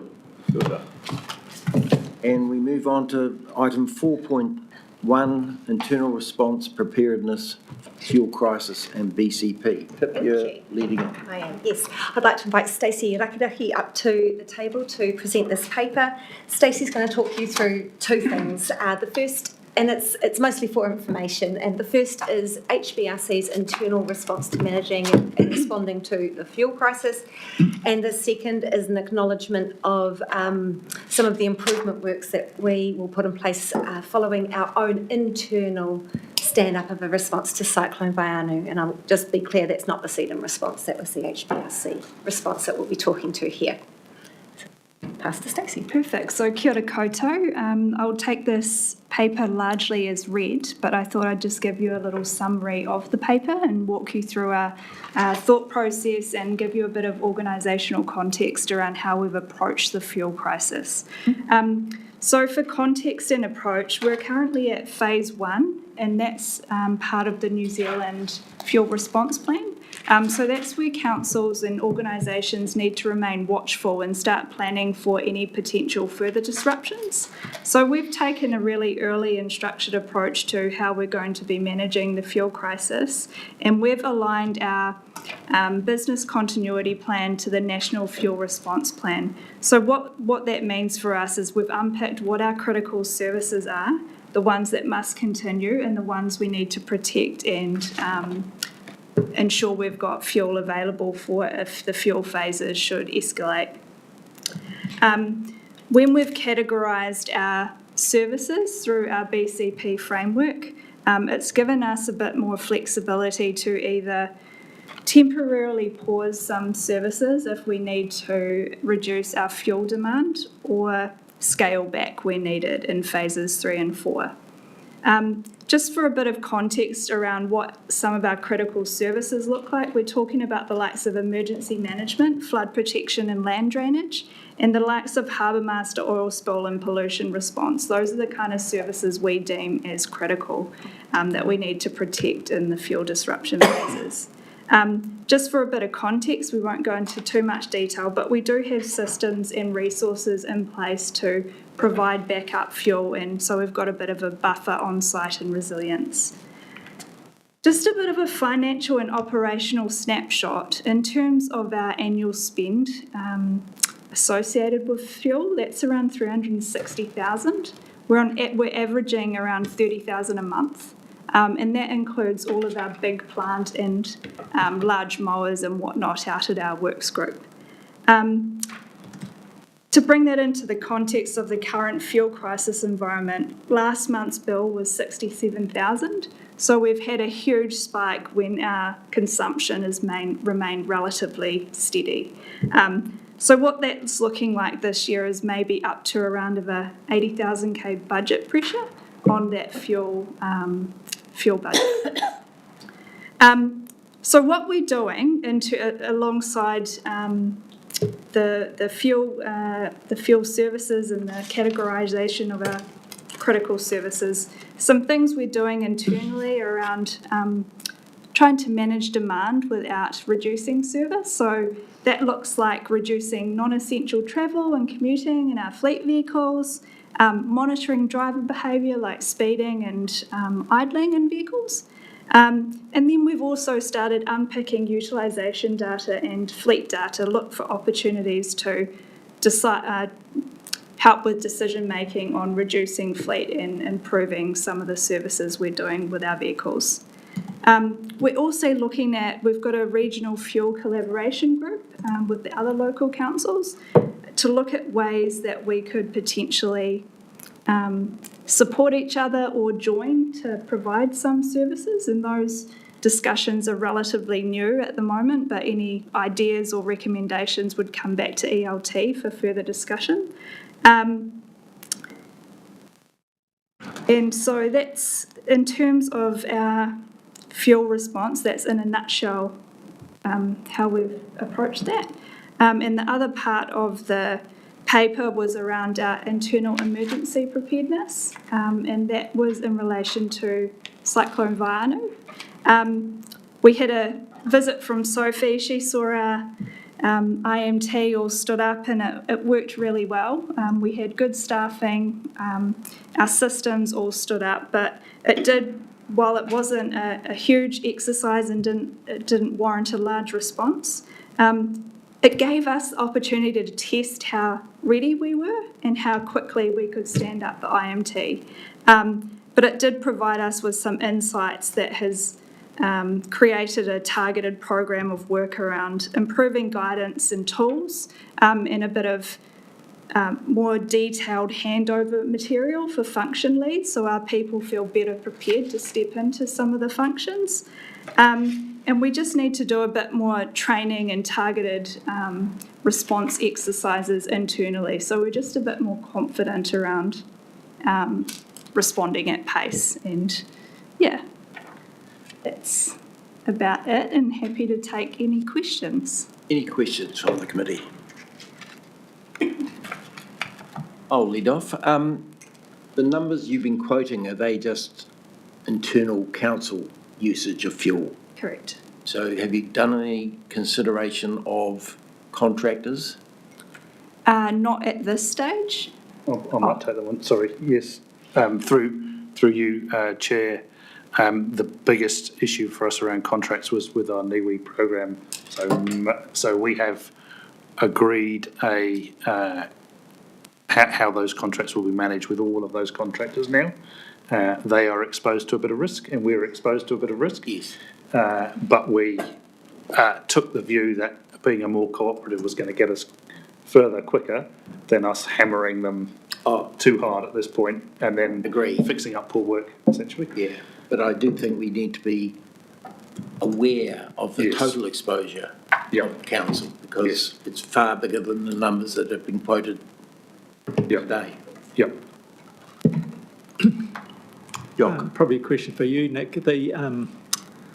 Our policy intentions with regard to increasing the size of the electric vehicle fleet? Or is that Pip? That's probably more me and Stacey. Yeah, you take. So there's a few components to that. So One is we've wound down our replacement schedule quite significantly, so we don't have that large capital budget that we once did to replace fleet. The second component we'd be looking at is we probably need quite a bit of investment in our infrastructure to enable the kind of power draw that would be required to add more charging stations out there. And the third component we consider is looking at our fleet model. Largely it's four-wheel drive, so we'd have to look at options that where there's opportunity for four-wheel drive utes, or can we change the type of model we're providing with people. So it's something our team is really good at trying to investigate further. It's just we don't really have as much of an opportunity as we once did with that fleet turnover. Is that to that as well? Just that we're doing a fleet review at the moment, and our overall objective is to reduce fleet size rather than replace for electric. So we've taken, I'm going to say 4 off this. In the last couple of months, we've taken 4 vehicles off the fleet. I think we've got another 3 coming offline in the coming months as well. So at the moment, we're looking to reduce fleet. Okay. But just to add to that, certainly we do have an electric first policy, and it's a first consideration that if we do get a chance to replace one through the cycle, that we consider that first. Sophie. Thank you. Through you, Chair. Just picking up on your point around the total exposure across our contracted work as well. So not only financial exposure over 26-27 with fuel prices, but probably the other risks associated with perhaps if we move to a point where we've got limited supplies, it's not just about cost. Would we like to see in our next fair paper something of a bigger overview of that across both cost risks and timing risks? And I'm thinking of things like if we can't do earthworks at a particular time of year and we're held up, what that might mean. And I know it would have to be a very high-level view, but we could probably do a little bit of modelling so we understand what we might be facing. Yeah, I think whether it's high level or not, it would be useful, because at the moment we're only looking at, I would suspect, a small amount of the picture. And this thing appears to be hanging around longer than we were expecting. So I think we should prepare for it. I think it's going to be inevitable. We had a presentation from the Prime Minister's fuel policy advisor. Have I got her title right, Nick? Yeah, something like that. Something like that. Local government last week, and they said as soon as the straits open, we can still expect probably 12 months of still quite significant price impacts. Have I got that? Actually, you were there. Yeah, Councillor Ormsby and Dr. Pete. It was 12 months, wasn't it?